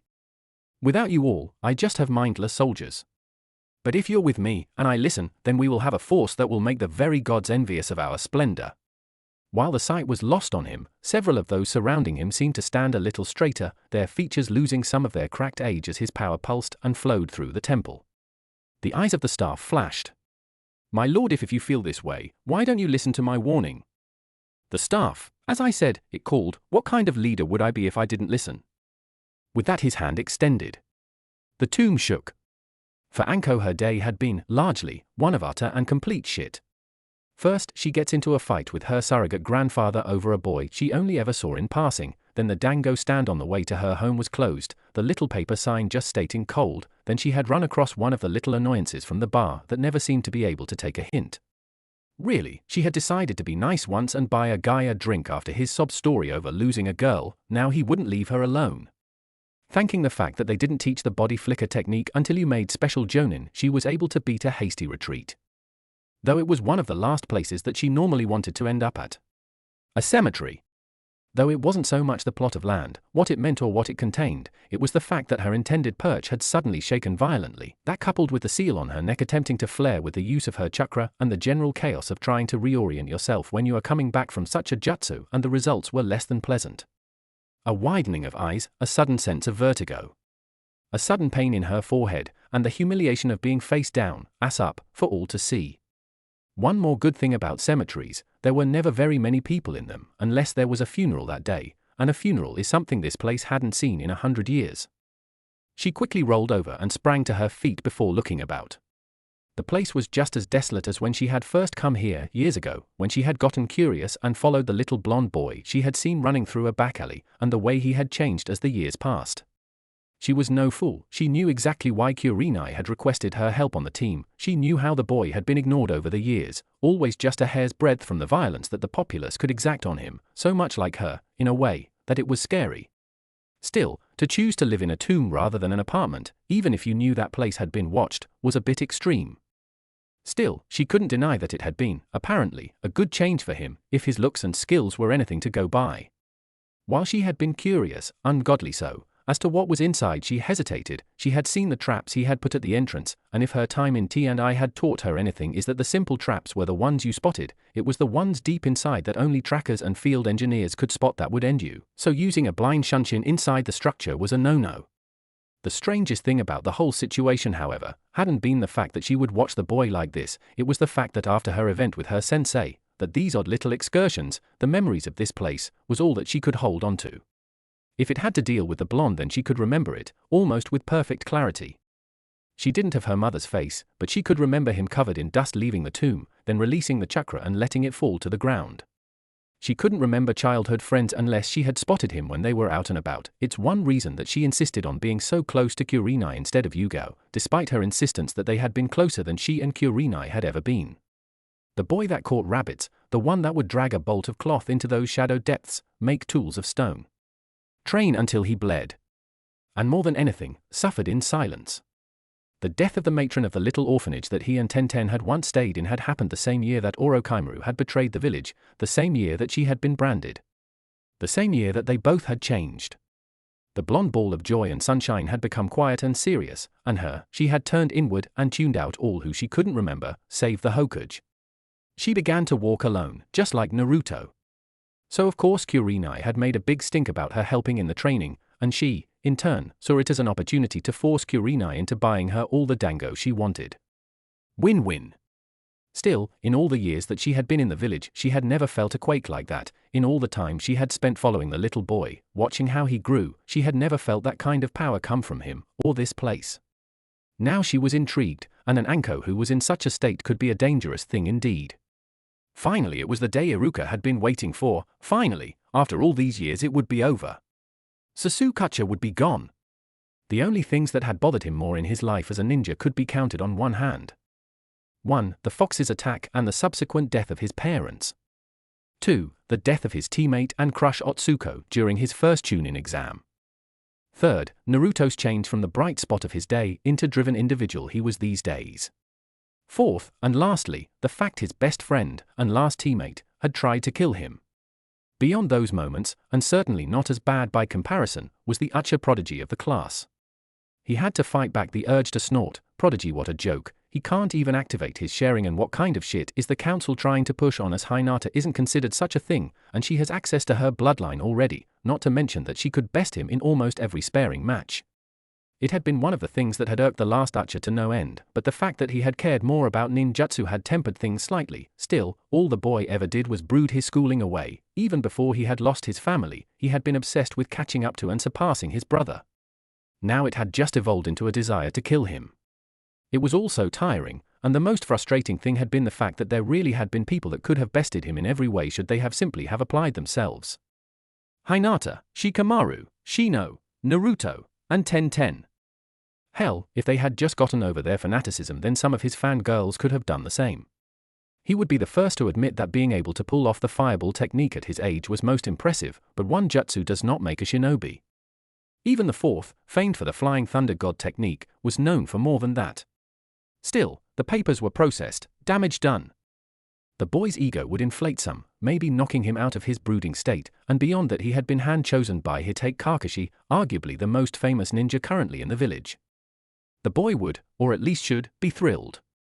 Taking one last deep breath, the last he would have to do for this class, he straightened his shoulders, adjusted his file, and slid open the door. Only to be met with bedlam. There, standing before him, seemingly trying to get up the stairs to a seat, was a truly strange figure. He seemed to be wearing the same basic outfit as Naruto. However, this person had on a strangely feminine mask, a marble-looking thing that seemed to have been stained by rivers of tears down its cheeks. In the man's right hand was a massive golden staff, the thing giving the appearance of royalty, one apparently connected with birds. Lastly, in the man's left hand, or rather on it, was a long golden armlet, the thing stretching from his elbow, across the top of his hand, to extend down his pointer and middle finger almost a full 2 feet past the ends of the digits, making them look like vicious claws, creating both a shield and a weapon in one. The man turned slightly, looking over his shoulder to regard Iruka for a moment before he spoke. Iruka-sensei, it is good to see you up and about again. If you would, could you deal with those that block my path? Naruto? He gave a slight nod. What's with the mask? A part of him was hoping it was a prank, that some part of the boy was coming back, and all of you, why are you trying to stop him? Indeed, it had been a surprising group standing before the teen. It had appeared to be most of Sasuke's fan club was there on the stairs, but the thing that really surprised him was that Tenten was the one at the forefront of the group, and behind the blonde had been Kiba of all people, his hands curved into claws and poised to strike. Naruto calmly raised his clawed hand and touched his cheek. This mask is of my goddess Iruka-sensei, I wear it to honor her. Now, if you would tell these people to take their seats, or at least allow me to pass, I would be most appreciative. That seemed to throw most of the class for a loop. Naruto, their Naruto, had religion. All right everyone, take your seats, and we can get started. But sensei. He doesn't smell right. That can't be Naruto. That caused several eyebrows to shoot up. When it came to such things, Kiba was infallible. Unseen by the group, Iruka slowly slipped into a fighting stance. Most of the class's attention focused on Naruto. Even the Uchiha was staring at him with suspicion. I see Shino? Hinata? You are two of the best trackers in your class aside from Kiba, what say you? Sensei, his chakra tastes no different to my insects, though it feels old or stale. Hinata made a quick hand sign, not bothering to turn her head. Byakugan.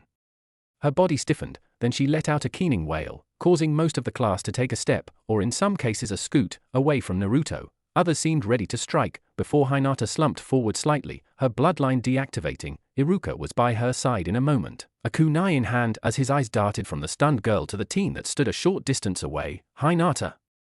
What's wrong? Naruto-san, hi, his chakra, it's exploding out of him, like he can't contain it. But it is Naruto, isn't it? She gave a shaky nod. Kiba, how does he smell different? He smells. Kiba. He smells like the dead. That, if anything, made the class move further away. That was because I was in a tomb, Kiba-san. You would have had to have spent days in one to smell like that. Cold blue eyes focused on the slightly feral teen, causing him to take a quick step back even as his hands flexed slightly, cracking the knuckles. Because I was in one for days, since our graduation I've been in prayer. Now, remove yourself from my sight.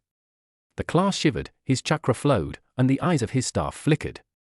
For one, Hinata Hyuga, who had triggered her bloodline once more, seeking to see just how much chakra was flowing through him, gasped, the sound swallowed by the collective sound of the class, for her eyes had seen, just for a second, the shaded image of an elaborate crown. And sunken, withered flesh. Kiba! Stand down, now, Naruto, control yourself. At once Naruto snapped a quick salute, the staff making a dull thud, as though he bore armor under his cloak, then turned to move up the stairs only for Tenten to stop him once more. He sent her another of his cold stares, though his body language was of one who was just tired of it all. What do you require of me, Tenten-san? Tenten crossed her arms over her modest bust. I want an answer to my question. Where did you get that claw? That is none of your concern.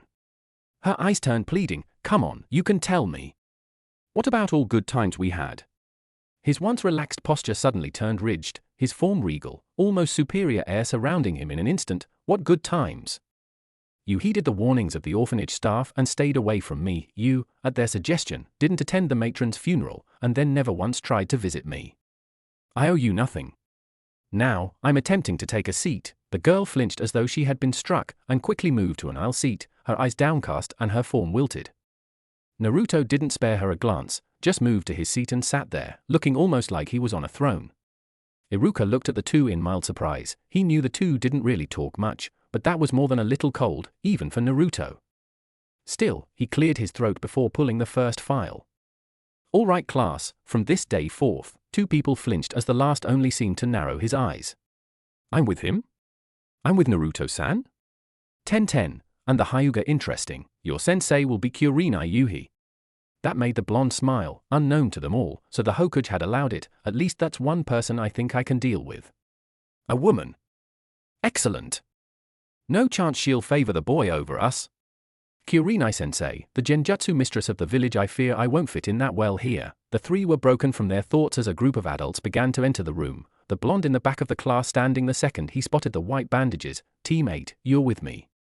Is that Naruto? What the hell happened to him? The way that Tenten shied away from the male member of their team was not lost on her, but from their file she hadn't seen anything that would hint at a dislike. She gave a mental shrug and attributed it to the sudden change in the blonde as they exited the school and began to make their way down the busy main street of the village, the path that connected the main gates with the Chunin Stadium. As they moved down the street, the looks and whispers that Naruto was receiving were not lost on them. None of the villagers understood just who this person was, but with the feminine mask, hidden from thanks to his cloak, and the gold he bore, they seemed to think it was another woman, causing glares from some and admiring stares from others. Some commented on the gold, either it being gaudy, the person having a lot of money, or others wondering if she was seeing someone. More commented on the mask, wondering if she was disfigured, or if she was just protecting her features. The three women of the group were trying their best to bite back their laughter. The male didn't seem to even notice, only now and again flicking the long claws against one another, making a distinct tone echo through the streets. "Sensei, where are we headed?" "We're going to a dango shop to meet up with our last member, an assistant I've arranged for." "Anko-san." That caused three sets of eyes to lock on him. "How do you know Anko-chan?" "I believe you already know Kurenai-sensei, not to be disrespectful, but please do not insult me by thinking otherwise." Crimson eyes narrowed. "Humor me." He let out a tired sigh. "You both were well aware that I watched you when I was young, and after the traitor left, Anko-san seemed almost obsessed with me for reasons I cannot fathom. To this day, she will follow me, hide around my home, though I am happy to note that she has not made any attempts, to my knowledge, to enter. Though right now I need to confirm things with her about her location several nights ago." Tenten seemed to slip into a state of unease at the idea of them knowing Naruto already. Something that, in her mind, could lead to favoritism. "Oh? And why's that?" His head tilted slightly, a sad-looking bow even as his shoulders slumped slightly. "Someone destroyed something precious to me. I intend to find them, find out why, and kill them." 3 feet falters slightly. What will you do if she did do it?"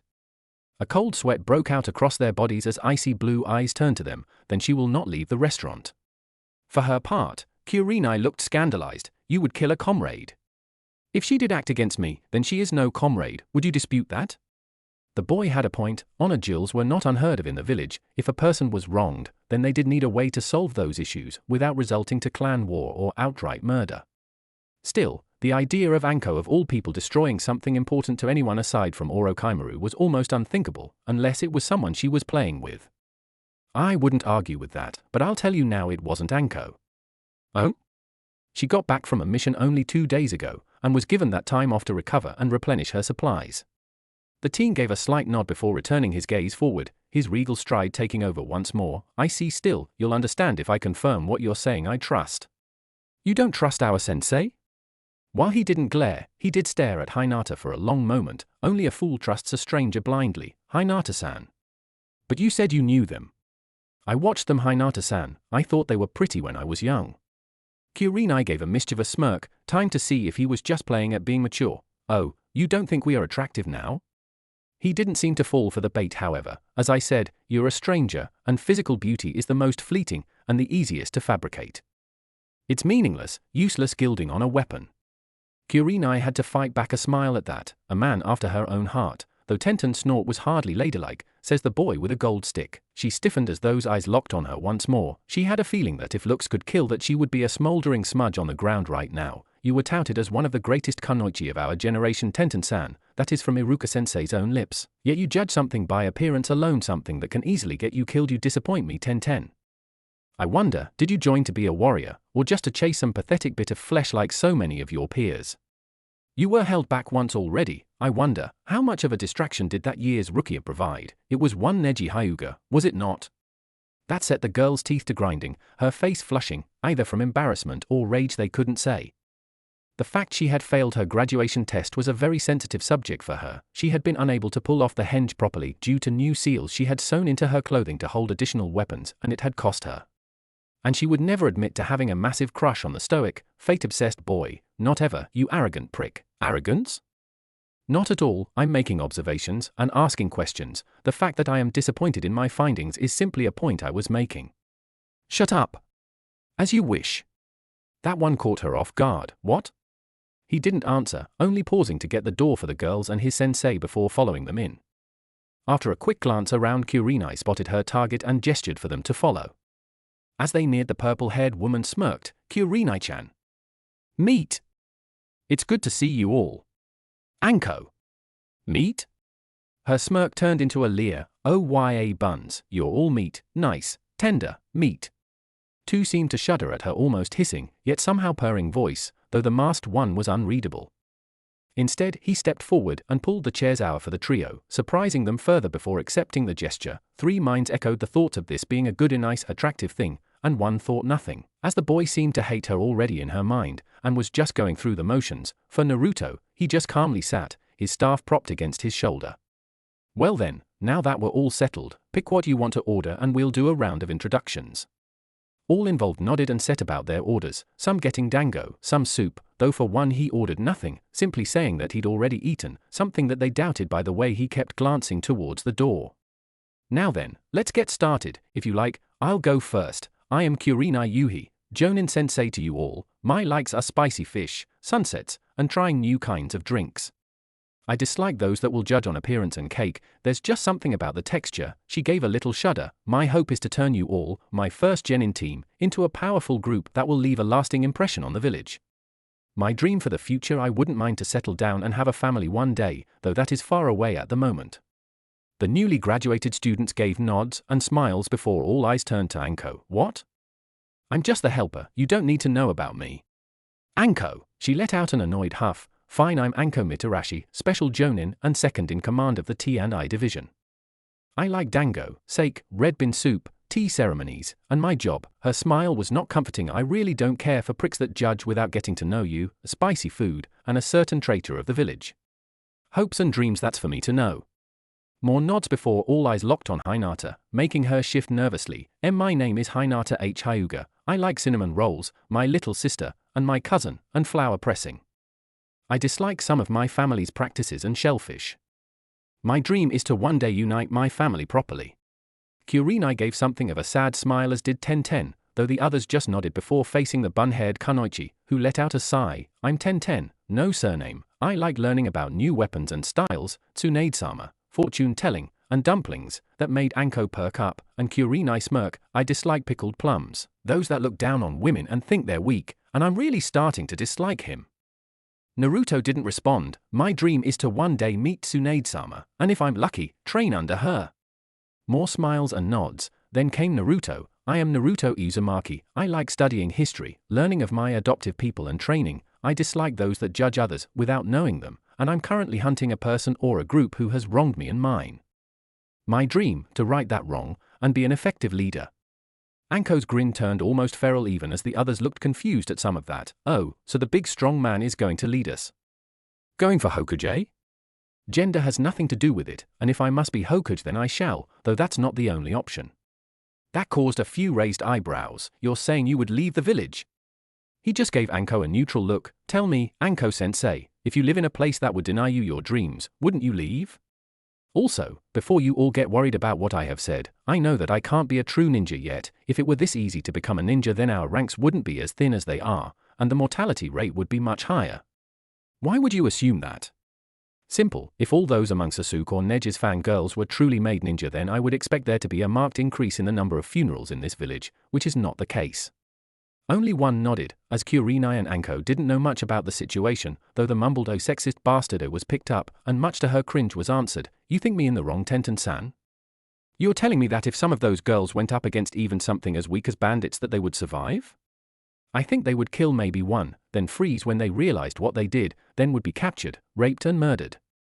If it was a missing nin, or a rival village, even more would fall, and give up potentially vital information before meeting the same fate. Assuming they don't have a bloodline, then they would be kept." That did silence her. She had to admit that he was right, and it wasn't just the girls. There had been a few boys that had joined just for the chance of catching a girl's eye. That hadn't ended well. "You have a point, but that doesn't mean I'm wrong.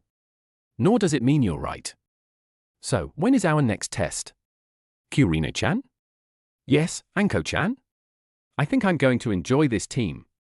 It had taken the group several long hours before they were done with the initial meeting, something that annoyed Naruto to no end, as one of three things was constantly happening. Either Tenten would be shooting him glares, Hinata constantly staring at him like he was some great mystery, or Anko would be trying to just be as close to him as humanly possible, including one moment, after the sake started flowing, of trying to accidentally drop into his lap. Though the worst was when Anko had tried to take off his mask, that resulted in his current walk home, and a good bit of pain for Anko. Pain that wasn't his fault, and that he did feel bad for. The buzzed kunoichi had made a grab of the mask and, much to everyone's shock, a black blur had lashed out from under his cloak and stabbed her hand. At her pained yelp and ripping off of the cloak, they had been shocked at what they found. Naruto's normal clothing was buried under a thick layer of armor. The whole of the breastplate formed out of thick, crimson-looking gold, precious stones, and carvings, the majority of them showing similar birds to that found on the staff, armor the likes of which they had never seen before. Most of the upper chest looked as though someone had made a great circle of these feather-like plates, then just draped it over his shoulders, his head through the donut hole, as the interrogator had called it.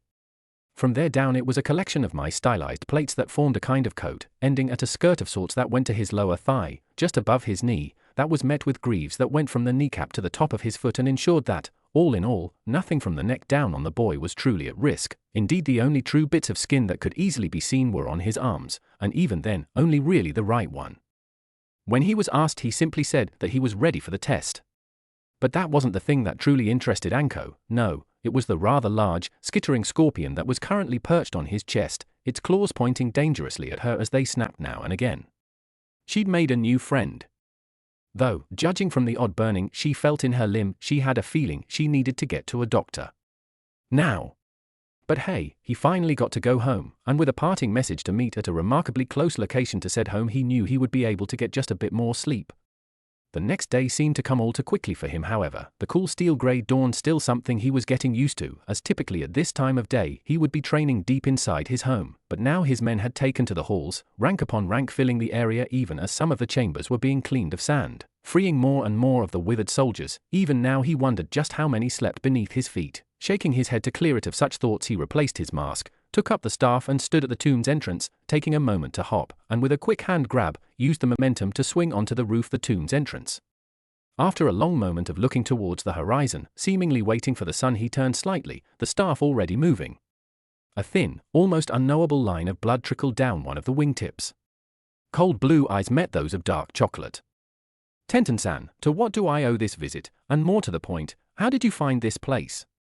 Said girl swallowed thickly as her eyes locked onto the droplet that currently ran from her throat. Hinata said your chakra was exploding out of you.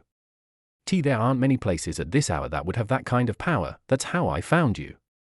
That single blue eye, almost glowing in the growing light. Tenten-san, I'm going to tell you something I have yet to reveal to anyone, though one other knows already. Do you think I can trust you with this? Not seeing any other options, she gave a shaky nod, wincing as the wingtip dug a little deeper. Very well. This place is my home, one that only one other knew of, and now you. This place is what made me what I am, and it is important to me, as it once held what was most precious to me. I want you to keep this place secret, and if you do I will see to it you are rewarded. Should you divulge this secret, she had a feeling that she already knew the end of that sentence. Again she gave a hesitant nod, only to get a slight shake of the head from him. No, Tenten-san, I want you to swear it, on this blood that is now flowing. Swear to me that you can keep this secret. Please show me that I can trust someone in this place. The weapons present should have mattered more to her right now. The slight nick on her neck, slight motion of the scorpion that was even now skittering around his shoulders, pausing now and again as though it was watching her. No, it wasn't the weapon, it was his eyes, and the cut of desperation to his voice. The mask had hidden it before to them, the group distracted by the odd items and his cold demeanor, but now, this close, it was clear as day. His eyes looked almost unfocused, the things narrowed and empty looking. The eyes of someone who had shed all the tears they had left. I promise, Naruto, I won't tell anyone. He eyed her for a moment longer before giving a small nod and withdrawing the staff, using the edge of his worn cloak to clean the bead of blood away. Now then, to what do I owe the pleasure? She shook herself and tried to order her thoughts once more. It was clear to her that whatever had happened had changed the teen. He had always been quiet in class, well, quiet after the matron's death, but yesterday's incident in class was unheard of. He had threatened Kiba, had said that he was willing to kill one of their teachers, and would leave the village if he couldn't accomplish his goals here. Everything before her screamed for her to run to the nearest ANBU and report him, if not take him down herself. Though at the same time, from what he had said, someone had wronged him, and he was seeking to find that person at all costs, even his career, even his dream. That was something that struck a chord with her. She had people cross her before. Many of the boys in her class had belittled her and the other girls after learning about some of the legendary ninja in their village, or more to the point, the fact that there had been only one, and she was still considered weaker than her male teammates. It had become her driving force in the academy. She pushed herself in weapons, ninjutsu, and compensated for her lack of skill in genjutsu by learning seals. Add to that now she had the village's foremost expert in the field as her sensei, and she knew that she would become great. Not for the first time, she wondered what it would have been like if she ended up on Nej's team, one focused on the physical to the point of almost ignoring all else. She knew he was strong. Legends were told of the likes of Might Gari and Sharingan no Kakashi. But her current teacher, she wouldn't trade for anything, except for maybe Lady Tsunade, of course, and after learning this little bit of Naruto, of earning that sliver of trust, even if it was at knife, staff point, and she had hopes for this, hope that with his help she could achieve her goals. Honestly, I was wanting to try and resolve things between us, and that seems to have happened. There was nothing between us, at least on my behalf. My weapons are my people's, and should not concern you. I do apologize if I come across as cold, but it is akin to the matron dying once more for me. I will find them, and I will deal with them. I understand, and Naruto, for what it's worth, I'm sorry about everything. I know we never were very good friends, but maybe I will not sabotage your chances, Tenten-san. You have nothing to fear in that regard, and if you ever need assistance, then I will be more than happy to help. She gave the boys back a weak smile. Of course, what kind of leader would you be if you ignored your people? With that she leapt away, missing the slightly smiling eyes that gazed out over the forest. Yes, what kind of leader would I be? Are you really sure they'll be able to handle this? Anko, I'm shocked. You of all people are usually the one to push for harsher tests, and now you question my methods? The special Jonin had to fight the urge to smack her friend. Most of the time Kurenai was one of the kindest, most patient people she had ever known. Even Yugao, the young up-and-coming sword mistress of the village, was known to act rashly at times.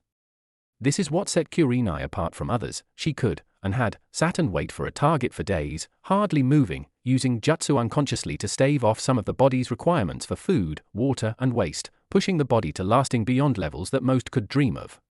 When it came to endurance, in regards to patience, only the Hokage was better. It was rumored among some of the Jonin circles that Asuma was trying so hard with her just to try and get her to sit down and play chess with him. However, the current obstacle course that she had developed was causing even her to wonder just what went on inside that pretty brunette head.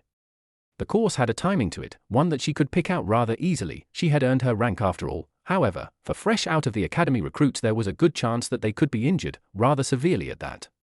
Then again, they were going to be a deep cover, recon and assassination team. Some of these things they were going to have to master in order to be able to breach a location, eliminate a target, or to gather the intel they needed. It was all rather basic when broken down into its simplest parts. First, there was a barrier wall with wires and bells, the wires set to give a mild shock should they touch them. Their job was to bypass it. Next was a long section of mud with chakra-absorbing tags hidden throughout it. They had to make it through clean, and not setting off the tags, something that would latch onto the genin and glow brightly. The final two stages were combined into one trial. Kurenai had set up a genjutsu that simulated a house, a target, and a file. They had to get in, retrieve the file and eliminate the target before running the course in reverse. No easy task, especially when she knew that her friend was hiding something more about this place. The first to arrive on the scene was Hinata. The rather mousy thing was looking at the course with a hint of confusion lumped with just a bit of fear. Next was Tenten, who could only grin at the whole of it, though she seemed especially appreciative of the fabricated mansion at the far end. Last was Naruto, and if he was showing anything, they couldn't tell. Alright guys, here's the drill. Before you is a little test I've devised. The three of you will start here, progress through, and infiltrate the structure. Your objective is to eliminate all targets, retrieve the information, exit, and make your way back through the course. While I observe and judge, Anko here will be running interference. I have a layered series of illusions to help with the realism of this exercise, and trust me when I say that this is not beyond you. You are three of the best of your class regardless of what the teachers and your peers may say. When you pass, you will become fully accredited ninja. Any questions? Hinata raised her hand and got a nod. Time limit and intended target. Kurenai and Anko both smirked. 30 minutes. You need to get in, do the job and get out. Your target is a noble that will be within the mansion. Naruto raised his and got the same nod. Prep time? Anko clapped her hands once, a happy whoop echoing through the field. Hot damn Kurenai. I swear you are a genius. To answer you Naruto, we will give you 10 minutes to plot and scheme your little hearts out. Tenten was last, a loud ordinance. Another clap, though this was from Kurenai. Oh yes, she had chosen well. This is a simulated night op. Anything that may give away your position should be avoided: flash tags, explosive tags, and excess amounts of chakra. Use your best judgment. Naruto again raised his hand. As we are operating under the assumption of this being a night op, shouldn't we be allowed either more prep time, or a chance to re-outfit before our attempt? Anko and Kurenai shared a smirk. Yes, very good Naruto. Thanks to everyone's careful questions, you will be allowed an additional 20 minutes of prep. Use it wisely. 3 genin hopefuls gave a curt nod before dashing to the tree line. As Tenten and Hinata turned to Naruto to ask him about his weapons and armor, they were shocked to see him already stripping down to the odd loincloth he used for underwear. The two looked at him for a long moment, wondering what was going through his head for a moment before he flipped the robes inside out to show deep, midnight black cloth. Quickly his headband followed as he secured the mask to the sash at his waist before he pulled a small pouch from within one of his many pockets and started smearing something rather foul-smelling, greasy, and black over his face and hands. As he was finishing up, putting more of the substance on his claw before turning to his staff. Only Tenten realized just how unique the item was. It looked far too ceremonial to be a weapon, yet she had the mark to prove just how effective it could be. He held it aloft for a moment before touching it to the back of the armlet, several odd symbols glowing for a moment before the staff vanished in a flash of light. Another touch, and the elaborate armor he had replaced followed suit. Turning to the others, he watched them for a moment before tossing 2 more of the pouches to them. Hurry, we're running out of time, and we still need to observe the approach. What is this stuff? Cook fire grease, ashes, and musk from the glands of different animals. Enough to even confuse the best Inuzuka. He dropped into a crouch before pulling out 2 bits of hide and strapped them to the bottom of his sandals before he started tying all of the loose bits of his clothing, ending it all by wrapping a thick bit of cloth around his face and up to his head. Apparently that had been the purpose of the odd half-cloak he wore. All in all, with that kind of coverage, they doubted he would be seen even by them, and they knew what they were looking for. And the skins?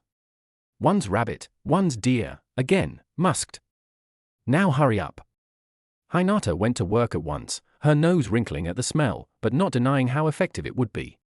Though she did wonder what her father would say. After a moment, however, she paused, looking at her own clothing with a frown only to feel something draped over her head before the sounds of cutting fabric were heard. Looking back, she gaped slightly to see he had pulled off the heavy brown cloak he wore and had tossed it over her and Tenten before the claw had apparently divided it for the two. Pausing to throw another few strips of cloth for them, he nodded. Use that to wrap up and tie off. I think they were counting on us being very unprepared. I'm not one to be caught unawares. The 2 girls smirked as they went to work, the cloth easily doing the job to cover their tops. The both were wearing dark pants already.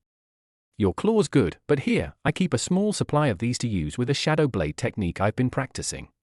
The young brunette pulled a small brace of pitch black kunai from one of her leg holsters and tossed 3 to each, both nin hopefuls stashing them in pouches. Seemingly not to be outdone, Hinata pulled 2 small containers of ointment from a pocket in her jacket. Here, it's a medical cream that forces C-clotting. If you get cut, you use it with Naruto-kun's masking agent. Again, 3 nods, and they were ready to step out to the approach, the act shocking the 2 jonin into silence as they observed the trio.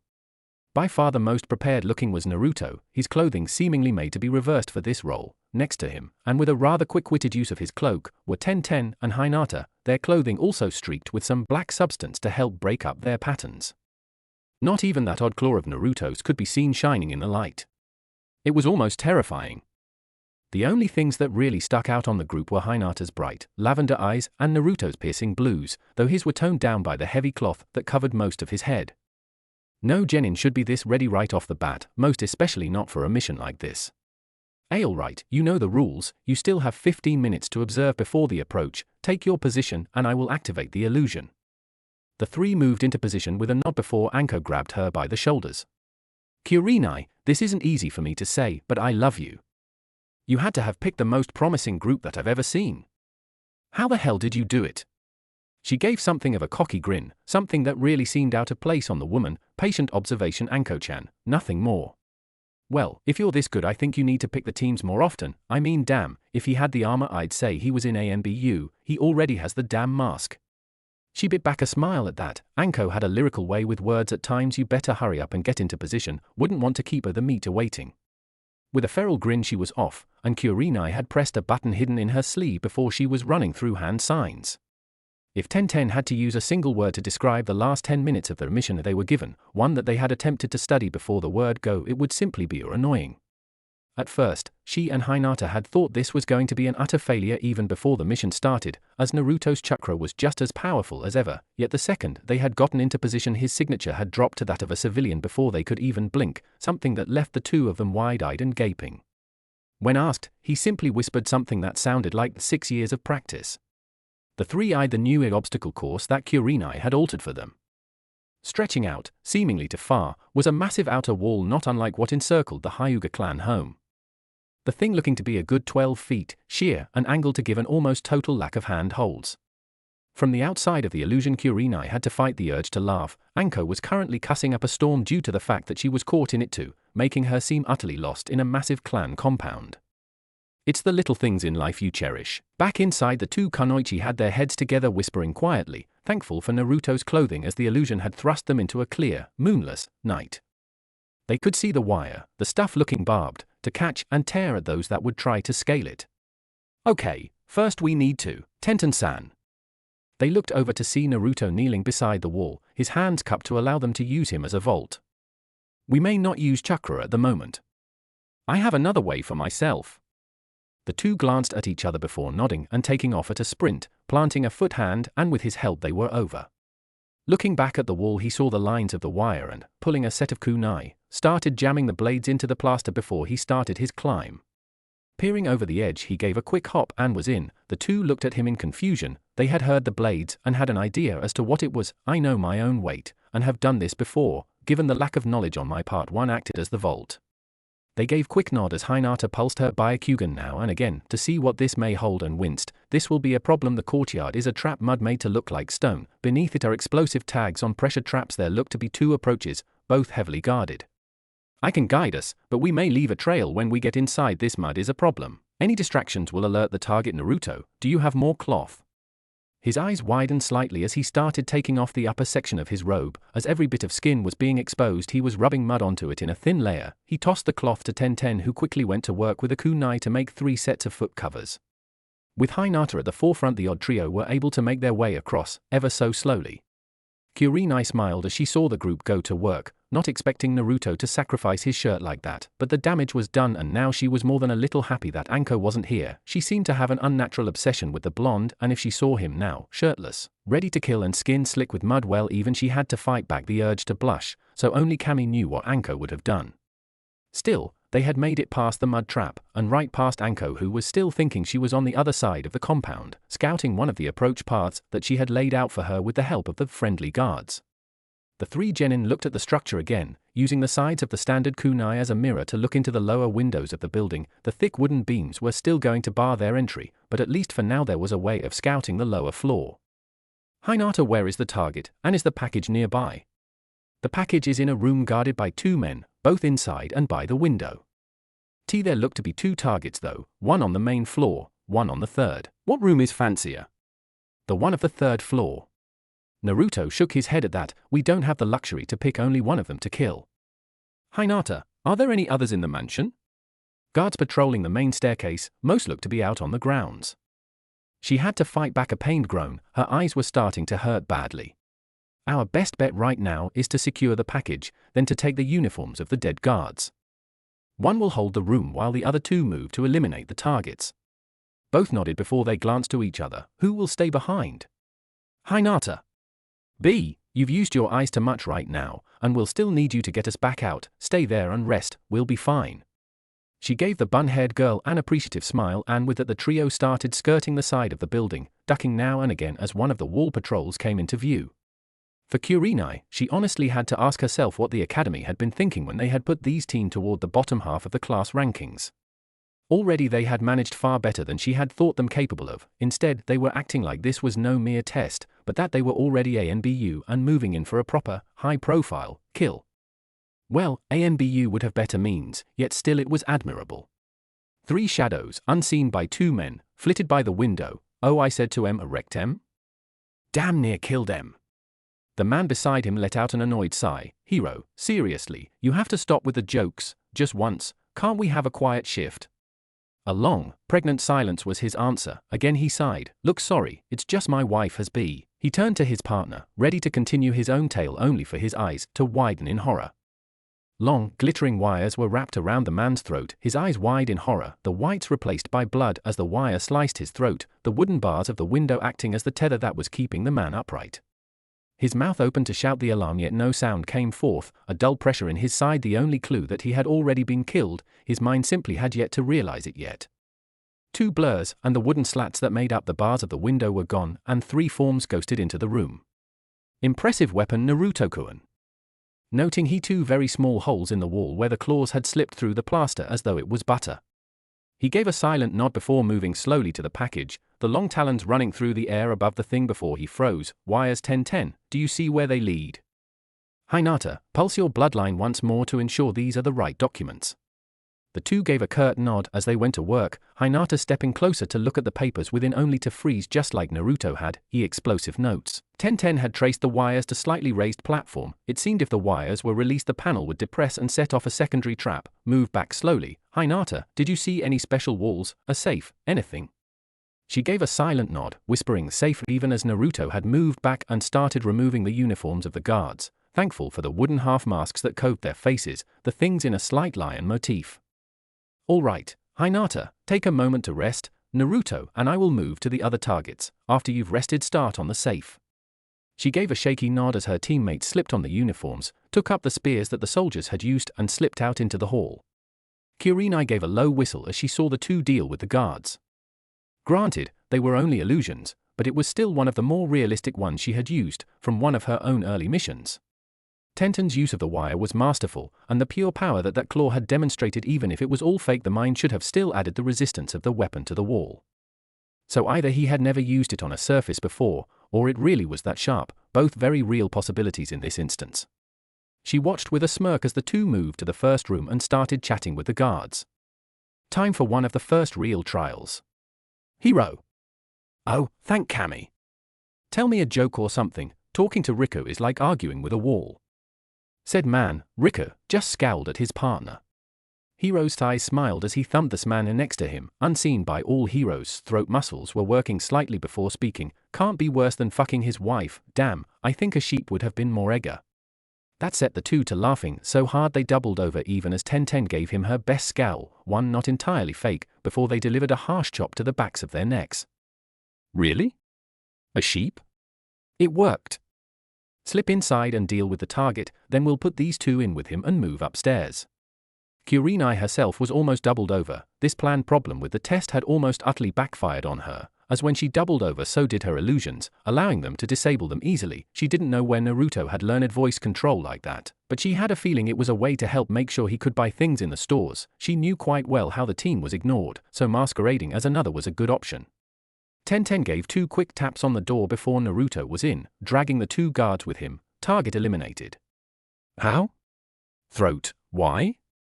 Pick a number between 1 and 3. What? Why? Just do it. She grumbled, mumbling about stupid blondes. 3. He gave a curt nod before moving in, his hand flexing a moment before his talons lashed out, carving into the man's forehead. Looking closer, Tenten's eyes widened. Why did you do that? There, prominently on the man's forehead, were 4 vertical lines. Misdirection when they find the body. Let's move. 2 more quick jabs from the claw to the guard's temples, and the deed was done.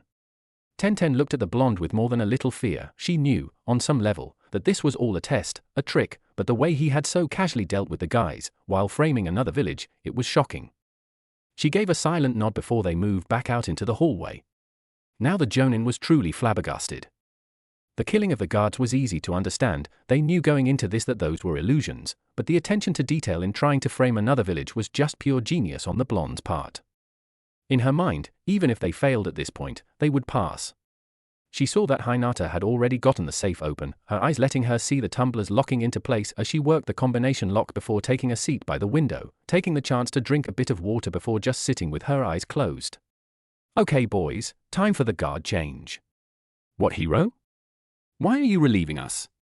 It's 3 hours until shift change. Our lord orders and we obey. Sent the others out too. Just between you and me, I think he's calling in some entertainment and doesn't want the missus to know.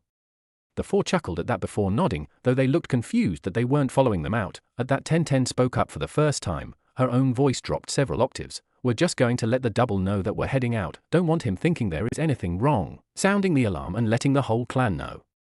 What's wrong with you, Riku? You sound wrong. He cocked his head slightly at that. Rika?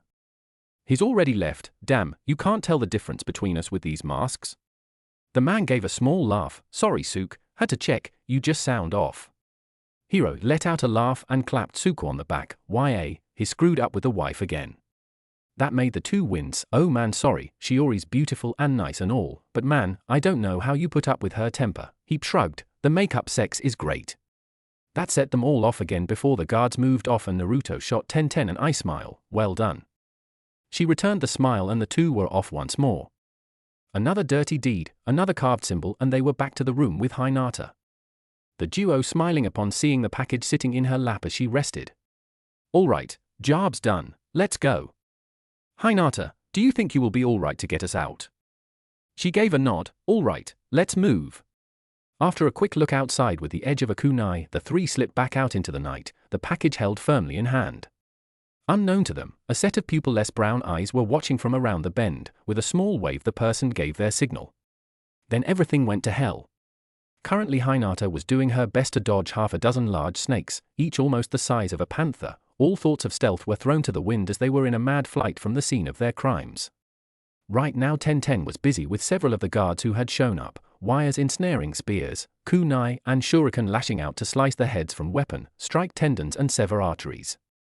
Naruto, however, was attempting to deal with the larger threat.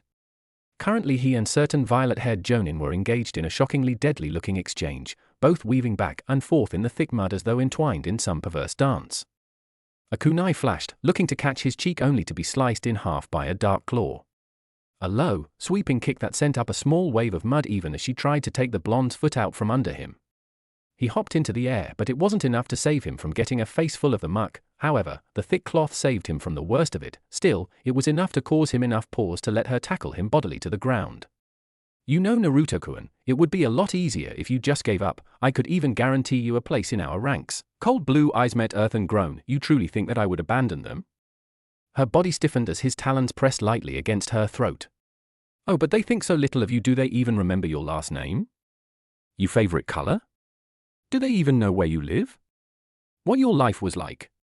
Her words were a low purr, her hips grinding gently into his even as she pressed closer, seeming to delight in the small nicks that appeared on her throat, her eyes becoming unfocused with desire. No, they don't, but then again, neither do you. His voice dropped to a husky whisper. I know you've been watching me, Anko-chan, that you know where I live, that you have some small inkling that there is something more to me. All right, you know, but just what that is a secret that I cannot tell you yet. Perhaps one day though, I may even be able to deal with your little problem. Her eyes widened in horror as his claws ghosted down her neck to the junction where her neck met, the tips pressing gently, slicing open her coat and biting through her armored mesh like it was paper, the points resting gently before circling the mark, sending an odd thrill down her spine.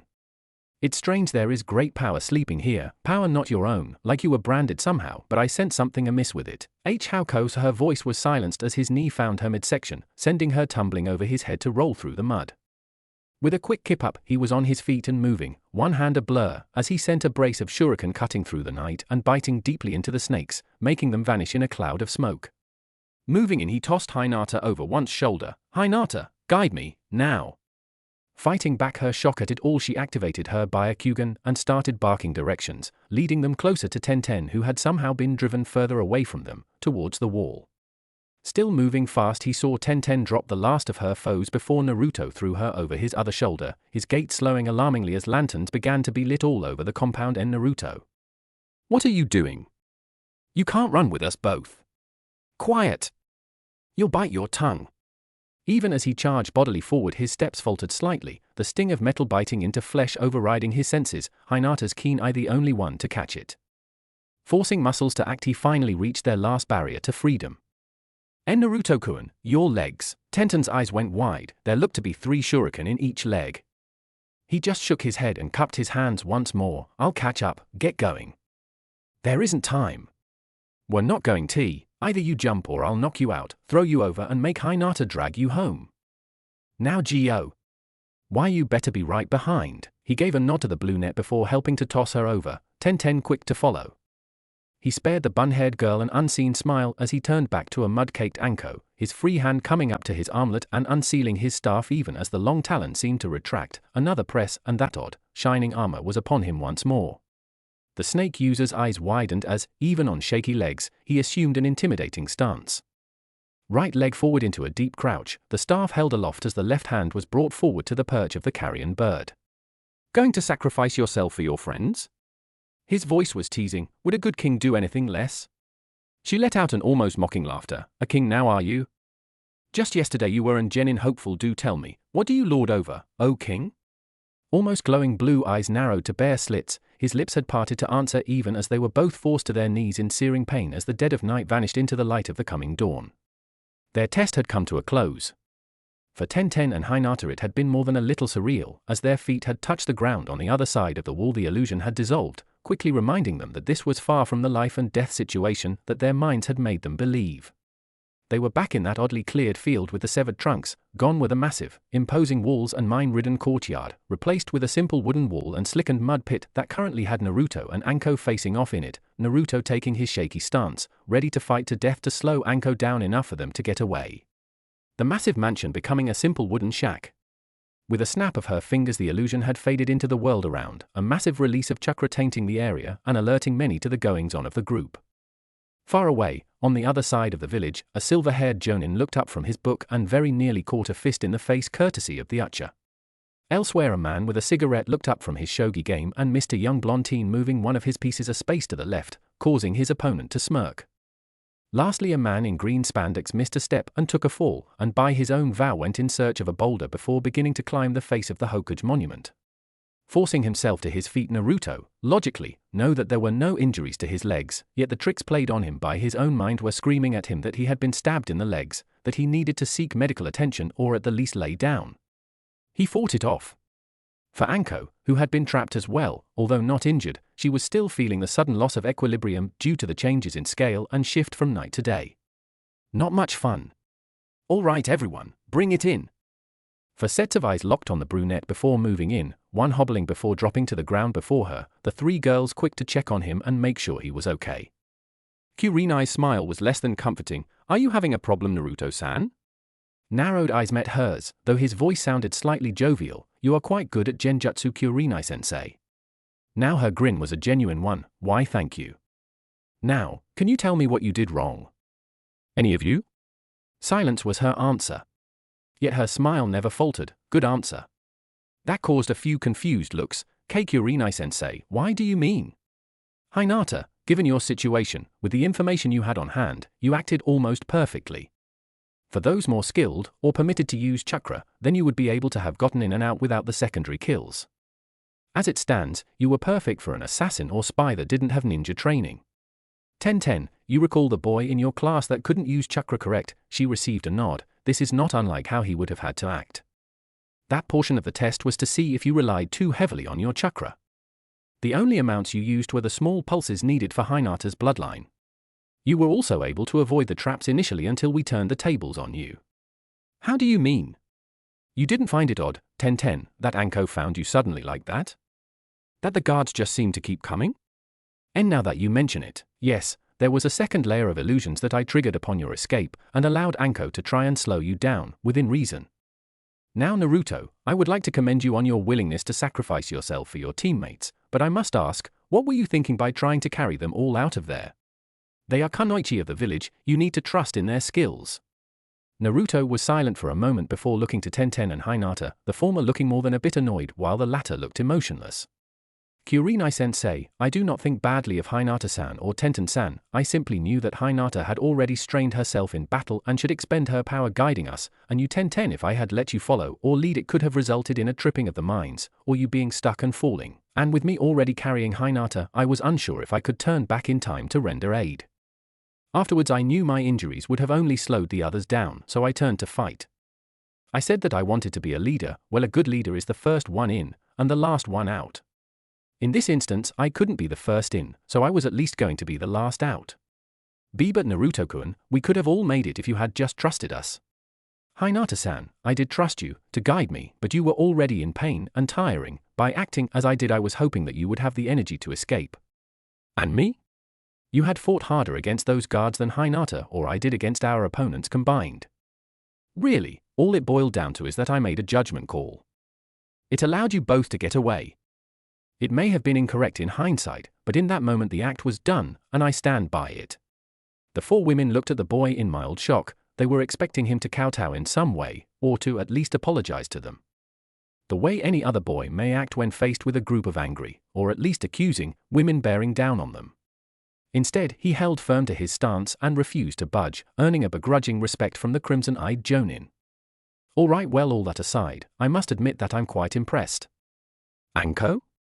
The woman gave a nod. At no time did they give away their positions to either myself or my snakes, something that actually confused the hell out of me. How did you guys trick them? It wasn't until the end, when they could see you, that you were in danger of them. Naruto's smirk was hidden from view as he tossed a pouch to the special jonin. Looking at it in confusion for a moment, she dipped some out and almost immediately regretted it. It smelled foul, was greasy, and even as she tried to wipe it off it spread further over her skin. What the hell is this? My masking agent works quite well, wouldn't you say? Run very hot water over it and scrub when you get home, it will come off. Three heads nodded at that. This stuff was going to be a pain, but it was indeed effective. Another question, why did you mark the targets like that? Misdirection. When they would be discovered, the only clue they would have would point at another village. And why rain? 10 pick 3. All the girls frowned at that. His shrug didn't help. What was 1 or 2? Mist and cloud. Before you ask, I chose villages that were unaffiliated with us. Firstly, so sand was out, and rock was to be avoided, as if they were blamed they would have immediately accused us due to past grievances. And the others? Mist is currently still in their civil war, simple enough to blame them, as it could have been a rogue faction seeking funds and trying to make trouble for the main forces. Rain has their border closed right now, but the rumors are saying that they are embroiled in an internal conflict as well. Cloud recently appointed a new Kage. Again, it could be done to cause trouble for the new village head. For mouths hung agape at him, Anko the only one to voice it. How hua? He looked at her with slightly bored eyes. My history texts, listening to merchants, and a bingo book. They could only nod, too, wondering if they shouldn't have paid a bit more attention in history. Sensei, if I may ask a question? She nodded. Did we pass? Two voices began to laugh long and hard, to the point that Anko was very nearly rolling on the ground. It had gone on for so long that they were starting to wonder if they were being laughed at, or if the question had caused it. Finally Kurenai whipped her eyes, desperately trying to catch her breath. Oh Kami, that was good. Team 8, I am proud, so very proud to say that you, gloriously, passed. Three teens had their faces split in grins, even if only two could be seen. That night, much to the shock of the genin, the alcohol flowed freely for all involved. Anko had been more than a bit happy to be the first to break their rice wine cherries, as she had dubbed it, and had insisted that all share the first round with her. Honestly, by the end of the night, they couldn't believe just how much sake the special jonin could put away, though the true shocker had been Hinata. The normally mousy girl had, by herself, finished almost a third of the massive bottle the snake user had bought. For 10, for being such a hard ass, she was a surprising lightweight, though still managed one of the small, private serving bottles, before she passed out face first onto the table. Kurenai, meanwhile, had been quietly sipping at her glass of deep, ruby-red wine. For Naruto, he had taken the offered cup of sake, then no more. To him the stuff had a foul aftertaste, something that lingered in his tongue and made him long for a bit or grass, or anything, to chew on to rid him of the taste. In the back of his mind, the crown teased him with fleeting hints as to what the honeyed wines of his people could bring to bear on the imbiber, the glorious golden hues that would shine through a glass in the fading light of a day as the sun made its last, fleeting, grab at the red sands before vanishing into the sea. He shook his head to clear it of such musings. Already he was getting strange looks from ruby-eyed jonin before she leaned a bit closer. Penny for your thoughts? He gave her a small smile, something she could see reach his eyes, just an odd memory, probably something from a past life. The jonin could feel a dull tendril of cold settle into the pit of her stomach. Memories from another could mean many things, especially from Tenet's. Oh, a pleasant one, I trust. Again, he gave a small nod. A sunset by the sea, probably just the crazed imaginings of a boy. Pay it no mind, though I will admit, I would like to see the sea one day. That made her smile. A part of her thought that he may just be saying that as she had mentioned liking them, but from that far-off look he had held she knew better. Well, I'm sure one day you'll get to see it, and when you do I'm sure it will pale to your imagination. He smiled back at her, again his eyes showing it, but she also felt an odd sadness about him. I'm sure it will be wonderful, but I doubt it will eclipse my own thoughts, Kurenai-sensei. I envision such a thing surrounded by my people, loved and honored, not something terribly likely to happen, wouldn't you say? She hadn't even realized she had moved at first, a hand coming to rest on his shoulder even as their voices were drowned out by Anko and Hinata starting up an odd song, a comforting gesture hampered by the armor he bore under his cloak. Naruto, I know things are hard right now, but look at it this way, it can only get better for you from here on out. He turned to her with mild surprise before slightly sliding away from her touch. Kurenai-san, I'm sure you know about my situation. I know for a fact that Anko-san does, and I would have expected for her to have told you long ago. With such a thing bearing down on me, do you truly think I have any hope here? I had to hold a blade to someone's throat to make them promise not to betray my secret. I would have to somehow save the entirety of the village, probably several times over, to let them even begin to look beyond the scars of the past. I am no fool, I know what I mean to this village, a potential secret weapon and a deterrent for attackers, nothing more. At least you, Kurenai-san, have some small hope of being more than a tool for old men and women. She could only stare at him with wide eyes. Naruto-kun, it's not like that at all, there's no way that the Hokage would just use you like that, he doesn't do that to any of us. A sad-sounding sigh met her ears as he placed a hand on hers, a part of her noting how dry his skin felt. Kurenai-san, I cannot change your mind with simple words right now, but later, when such a task is issued to you or another, where you are expected to give your life to slow the enemy or destroy a key position or person, remember me. Naruto, I would gladly do that to protect my fry. That you, Kurenai-san, have something like that to fight for makes me envious. Now I hope you'll excuse me, we have missions to begin tomorrow or, rather, today, it would seem, and I will need some level of rest. Good morning, as it were, and rest well. Without so much as a glance back, the teen took up his staff once more and, despite his size and trappings, seemed to bleed into the throng of people the bar still held and vanished. Yet for Kurenai Yuhi, she had to stop herself for continuing to look, wondering at just how far removed the boy felt from this place. For Naruto, as he made a snaking, back-alley path back to his home, he wondered if he hadn't been a bit too candid with his sensei. He knew that she was just trying to be kind, to comfort him and to reach out, an attempt to bring them all together as a team, but for him, he knew what it was that he needed to do, to find Megami's killer and to ensure that they paid 1,000-fold for what they had done to her. So focused was he on his thoughts that he never saw the shadow that seemed to creep through the narrow passageway, never did he see the wrinkled hands that snaked out from the small alcove that normally served as a place for refuse bins. He never saw the dull, faintly glowing violet eyes that followed him, even as a shockingly strong hand lashed out to grab his wrist before pulling him close, its other knocking aside the mask and covering his mouth even as it drew closer. Naruto. His eyes widened in mild horror as the face drew ever closer, old, weathered lips closing on his. His breath caught, he could feel his chakra flowing out of his body, suddenly feeling so very tired. The last thing he saw, before he felt the last dredges of his consciousness faded, a set of small, jade combs. Two sharp knocks seemed to echo throughout the cavernous halls of the manor, a half-dozen stoic sentries interspaced along shaded walkway that seemed to stretch on and on, didn't so much as glance up at the figure that stood before a large set of sliding doors, the entrance to a rather large office. Enter. The sound of polished wood sliding was almost deafening in the silent halls. Two small strides, soundless, and the petite figure was now inside the room, the only true fixture being a massive hickory desk, darkly lacquered. The piece of furniture almost stretching the breadth of the room held several chairs, though none as high-backed as the figure that currently sat at its center. Several stacks of precisely ordered papers were before him as a brush danced artfully across the parchment. Across the man stood only one chair, something that would be occupied in the event of tribunals or, in this instance, when the dark-haired man had a guest. Only ever one at a time. There, just inside the doorway, knelt one Hinata Hyuga, her head bowed low and touching carefully positioned hands. There she waited until her father sent a small glance her way. Hinata. Still, her eyes didn't rise. You wish to see me, father? It was not a question. Yes, rise, you may take a seat. I wish to speak to you about your team. Yes, father. At once she rose smoothly, her kimono hardly shifting as she glided further into the room before dropping smoothly into the chair. Eyes still downcast as the man continued to tend to the document before him. Daughter, I've been told that your team consists of 2 orphans, is this true? Yes, father. One happens to have been last year's front-runner for Kunoichi of the Year, correct? Yes, father. However, you beat her out for the title this year, correct? Yes, father. Yet you did not take the title yourself, explain.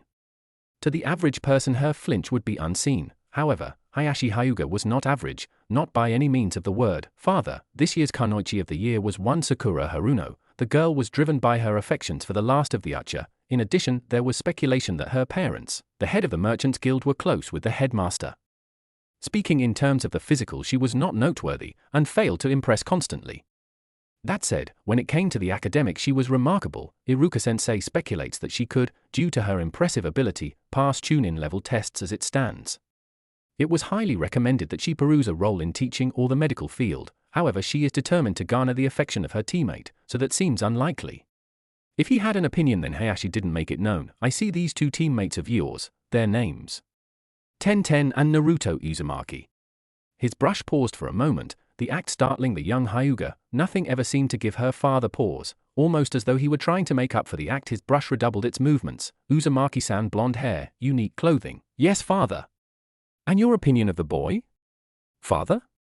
She had to stop herself from looking up. This was becoming a day of firsts for her. Inquiring about her own skills and the ability of those around her was not uncommon. The Hyuga had to be considered the best after all, but an opinion was another matter entirely.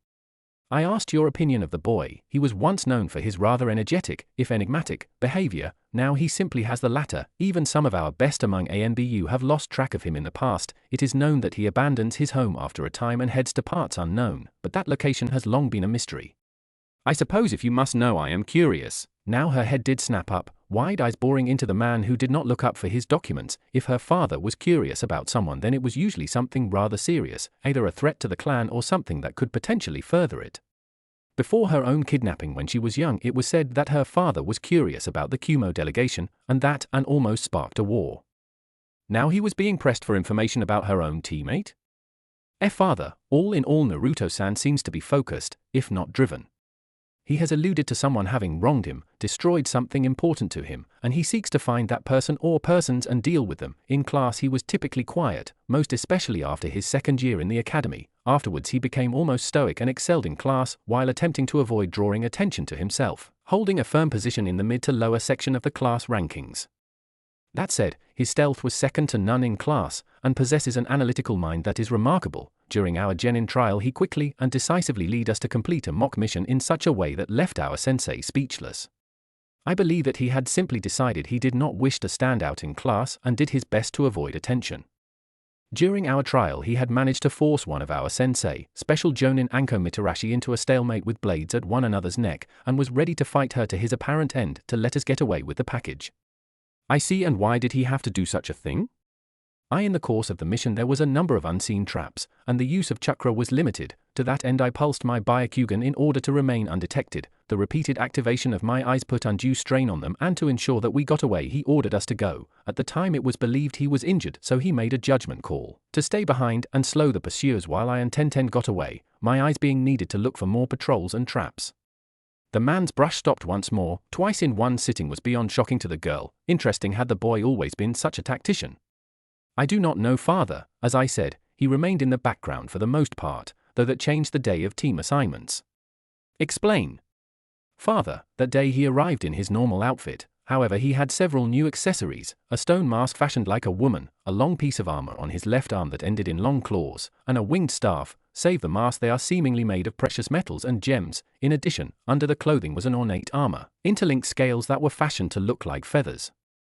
I will admit, it makes for a striking appearance. Do you know where an orphan would have gotten such extravagant items? No, father. I see. When do you next see the boy? Training and missions begin tomorrow, father. Our meeting today was postponed due to our senseis needing to meet with Hokage-sama. Silence filled the room as the man seemed to be in deep thought before he nodded to his daughter. Very well, that is all. Return to your chambers. As you do not have training with your team, you will spar with Hanabi in 3 hours' time. Use that to prepare. Yes, father.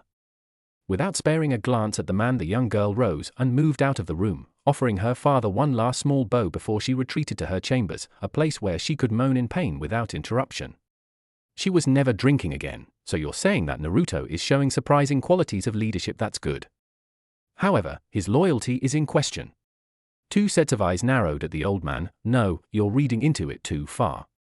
I quote, if you live in a place that would deny you your dreams, wouldn't you leave it? That is all he said. Yes, but you must admit, Kurinai-san, that it is disturbing to hear the potential is there. There is always potential, Hokage-sama. You yourself could leave today should you so desire. It's just not terribly likely. He let out a chuckle at that. I suppose I can't argue with that. And you? Anko, what is your opinion of the team?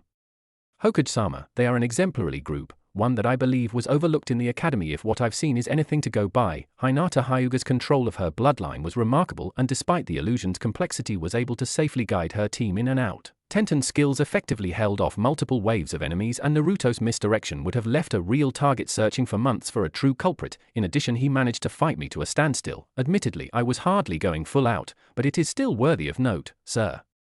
The elderly leader let out an annoyed sigh. Since the start of this meeting, Anko had been as stiff and upright as a tree, arms behind her back in an only slightly at ease pose, and had been using his title and sir constantly. No smiles, no playing, no affectionate names or banter, just utterly cold and professional. Anko-chan, please, you can stop this, it's getting juvenile. Sir, I'm unsure as to what you mean. I have been on my best behavior since the start of the meeting.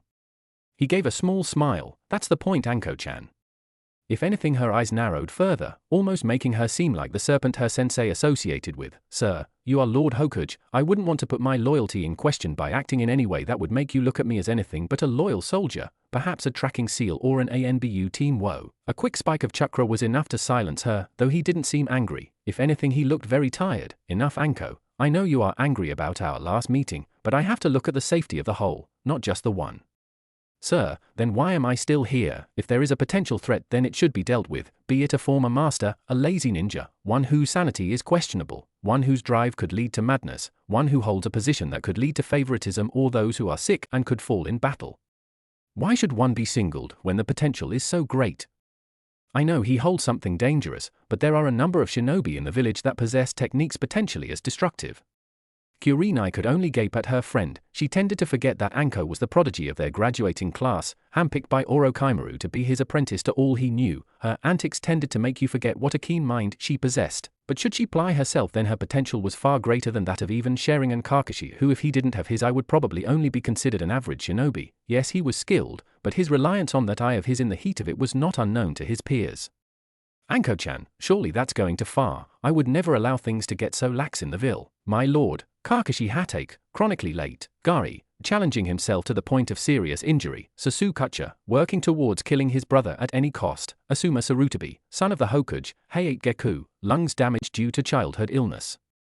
All are potential weak points and threats despite their skill and potential. That stunned the two to silence before the Hokage's eyes hardened like obsidian. Special Jonin Anko Mitarashi, are you attempting to sell out your fellow shinobi? She snapped a hasty salute. Sir, no sir, simply clarifying, sir. Sarutobi let out a tired sigh. I see you make a good point on all counts. However, we are getting away from the topic of discussion. I trust that all right with you, Mitarashi-san. Sir, whatever you wish, sir. He growled at that but nodded. As we were saying, the team has passed and is ready to begin proper training. Were any new skills gleaned from your test? Kurenai gave a slight shake of her head. No sir, nothing beyond the report. I see, and did you get to ask Tenten about the clearing? No sir, we thought it best to wait until training, in the form of a test of knowledge. Very well. Thank you for your thorough report. You are dismissed. Two hasty salutes were snapped before they turned to leave. Oh, if you would, could you track down Naruto-kun for me? I wish to congratulate him on passing his test. Kurenai arched a finely sculpted brow. Sir, you don't wish to see Tenten or Hinata? He pulled out his pipe and started to stuff it with tobacco. Of course, I must be getting forgetful in my old age. Please send for them. Yes, sir. He's plotting something, you know that, right? Anko, what? Come on, he's got something planned for the kid, and you know it. You can't just say something like that. You know you're on thin ice as it is after your little fight in the office. If he found out you were questioning him now, She threw up her hands in frustration. I know. Damn it, I know, but he's had it hard enough as it is, and if he turned in his headband tomorrow, then I think I'd probably be the only one to really miss him. I don't want him to go Nai-chan. Kurenai froze in mid-step at that. This was almost akin to Anko declaring her love for the boy. Anko, what is it that's going on between you two? She looked at her in surprise for a moment before pressing on, gently guiding her friend to the shop Tenten worked at. I don't know, somehow just being around him just lets me get my head on straight. I don't obsess over my lost memories of killing that bastard. I can just be and I'm at peace. I don't have feelings or anything for him, if that's what you're getting at. Don't you have anyone that you can just relax and be yourself around?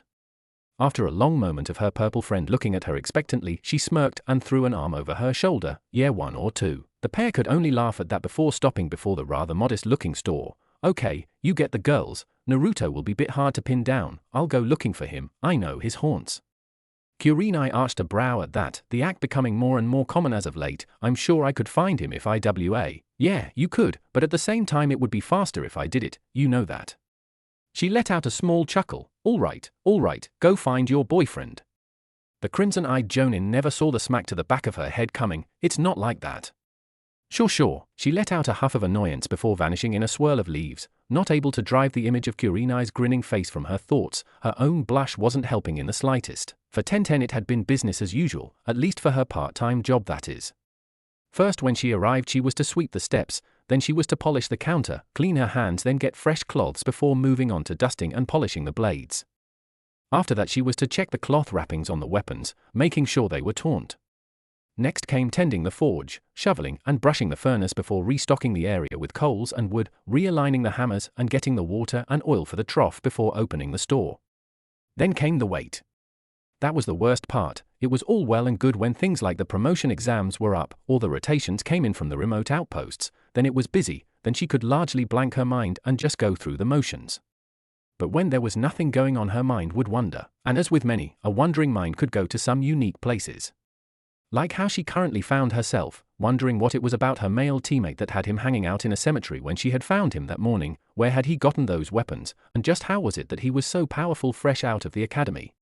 While in the test she was dealing with the guards, largely laughable as opponents, only having the advantage of numbers. Then again, considering some of the techniques she had developed, she knew quite well the power of numbers. But Naruto, she had seen him manage to fight one of their sensei to a standstill only 4 days out of the academy, and from what she had seen it didn't have anything to do with those unique weapons. It was all skill and fighting style, remarkable speed for his age, a cunning mind that seemed to disarm Anko as much as his skill. Admittedly, she knew that the woman was holding back. She could tell from the levels of chakra that were in the clearing, but she had this bad feeling that he had been holding back a lot as well. Hinata had been a surprise for her. Having been used to her cousin Neji, she was expecting a cold aloofness from the girl, but instead she just seemed quiet and resolved to do what was needed in her life. Though how she was going to accomplish her dream of uniting her clan was a bit confusing considering how she seemed to be so proper, so in line with her clan's desires. Maybe she was just trying to lure them all into false sense of security until she was made head of her clan, then do what she was hoping to. Lunch came and went with her making a trip out to get a small box of pork buns before rushing back, intending to eat in the store while looking at some of the more exotic weapons that the shop held, absently taking note of the rhythmic sound of metal being shaped in the back of the store. She had just returned to the counter when the door opened for the first time that day. At once she put on her rather plastic smile and turned to the front door. Good afternoon and well sensei. Not for the first time Tenten was taken by the beauty that was her teacher. She wasn't one to be jealous, but she knew well that, with the Chunin rank, came the possibility of seduction missions, either for information or assassination, and only some of the best-looking or most developed of women were chosen for them. So to that end she had applied herself, learning some fashions and makeup, though she would be the first to opt for the role of combatant instead. Fortunately, unless it was of vital importance to the village, such missions were largely voluntary, and with the right application of drugs or poisons one would never have to go as far as sex. Still, knowing that those like Kurenai would be first on the dockets as it did sting her pride a bit. Then again, she still had a lot of growing to do. That was a comfort. Ah, Tenten-san, just the person I'm looking for. I don't suppose Shinji-san is in. I need to speak with him for a moment. The Hokage has requested our team in order to congratulate you on your graduation, so I need to see if I can't steal you away from him for a while. The bun-haired girl looked more than a bit surprised at that news. It was quite rare for the leader of the village to want to granulate anyone personally, much less a genin team. She sent a quick glance towards the back rooms that held the forge, assembly, and polishing rooms for a moment before nodding. I'll go get him now, just wait a moment. Kurenai smiled gently at the girl as she rushed into the back so fast she almost left a dust cloud in her wake. To be young again. A few seconds later a surprisingly short man came out of the back room. Though most of his upper body was heavily muscled, his sleeves tied so as to keep them back from the fires, and the immaculately white clothing, almost priestly in many ways, was flawless. Absently, he mopped at a sweat-covered brow as he eyed the woman before him critically, his eyes lacking the lewdness that so many men would possess when it came to her. Cautiously peeking from behind the door frame was Tenten, the girl looking quite nervous. After a pregnant pause the man gave an almost invisible nod. Shinji Kazuhara, at your service. Kurenai Yuhi, forgive me for disturbing you at your work, but Lord Hokage requested her presence in his office. It shouldn't take more than an hour or two. The man turned slightly, the profile allowing Kurenai to take note of the bald man's features. His eyes were narrowed almost constantly, probably from long years working the forge, his skin looking tough and leathery from the heat, though the wrinkles around his eyes, one of the few things really betraying his age, seemed to be something born more from smiles than frowns. Is that so? Well then, you better get going, little one. Close up the store before you leave, then maybe I can work in peace for a bit. Again the girl seemed to simply appear from nowhere, bowing deeply to the man. Thank you, Shinji-sama. I'll make sure to get back as quickly as I can. He waved her away with a smirk. Don't bother, if I know that old windbag you'll be there all afternoon. Take the rest of the day off, and don't worry, you'll still get paid. It's ninja business, I understand well enough. The young girl gave a face-splitting grin before bowing once more, then rushing to get the weapons shop in order. The man giving another small nod to the older woman before disappearing in the back. Kurenai then turned to her student, watching with a small smile as the girl became a blur. All right, 10-10, after this we need to grab Hinata then head to the tower. Maybe if we're lucky we can see that boy you like. Almost as though she had been suddenly nailed to the floor she froze. Kurenai-sensei? What did Naruto say his name was? Neji? She gave a slight blush. Don't he say such things? That was a long time ago. I don't like him that way anymore. She quirked an eyebrow, a sly smile taking over her features. Oh, could there be another say blonder boy that you may like? That only caused the brunette to frown, causing the teacher to quirk her eyebrow. Naruto? No, I don't like him that way. We're not even really friends, just comrades. That's rather cold. His words, not mine, though it could grow to friendship, in time. The crimson-eyed Jonin felt a bit of sympathy for the young girl. It was looking like this was going to be a long road. Just give it time. 10-10. Naruto's been alone for a long time. It's hard for some to understand that doesn't have to be the case.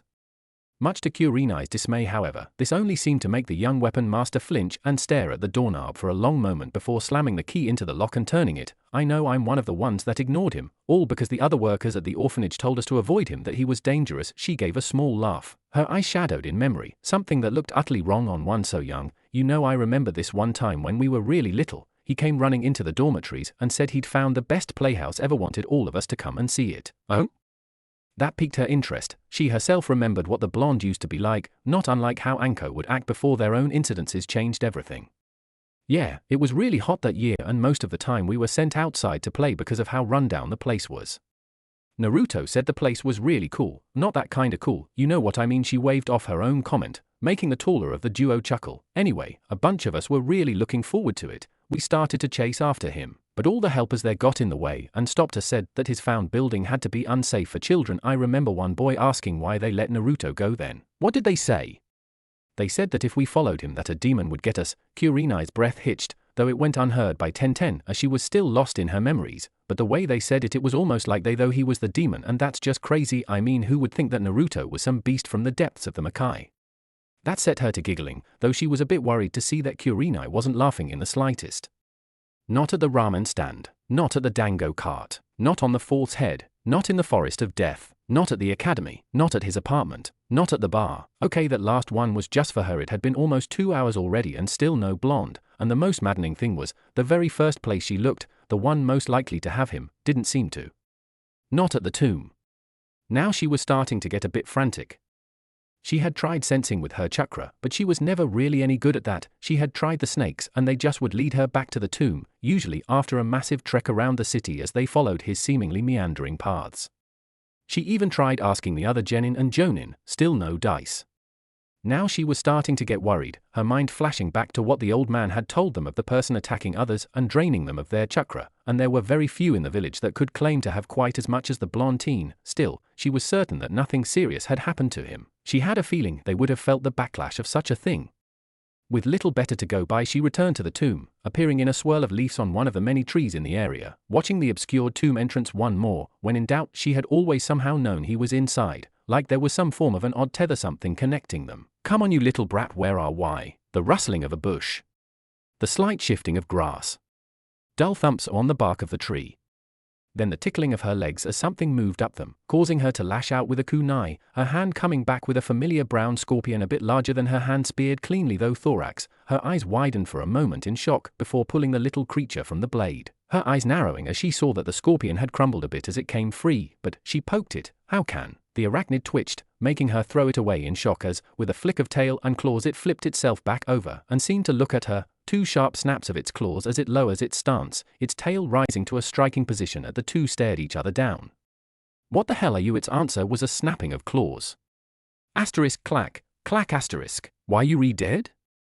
Asterisk clack asterisk, the scorpion moved closer, making the purple-haired kunoichi take a sharp step back. Instantly it stopped, seeming to regard her with curiosity. What kind of jutsu is this? As she watched, the bug took several small steps back before turning, almost as though it was giving her one last look or trying to beckon her, before dashing down the tree once more, the shifting grasses letting her see that it was making a mad dash for the tomb. Naruto the scorpion seemed to pause at the entrance of the tomb, turning to look at her one more time before vanishing into the darkened depths. With a growl, she raked her finger through her hair before sending another glance at the stone structure, unscrew it with several measured strides, unsure whether or not she really should be doing this. Not knowing what could be inside, she reached the stone archway and poked her head inside, her nose wrinkling at the stale air within. With a careful step, she moved over the tripwire, holding carefully mended Karma blade in check, noting that, to a civilian, such a wire would have been almost unnoticeable.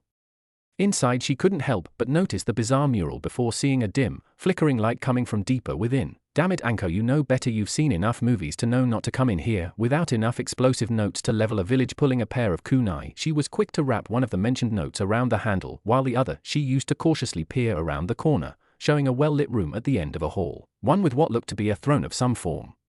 Using every ounce of stealth she possessed, she hugged the wall, crouching lower and taking careful steps, doing everything in her power to silence herself. She knew that if Naruto really was in here, then he would be none too happy with her intrusion, and worse, if someone else had entered and attacked him, that she would be in tight quarters, something she didn't excel at fighting in. Orochimaru may have been a genius, but his taijutsu style, and hers by extension, needed a lot of room to move, something that even the great Sannin wouldn't forget, and made sure she didn't either.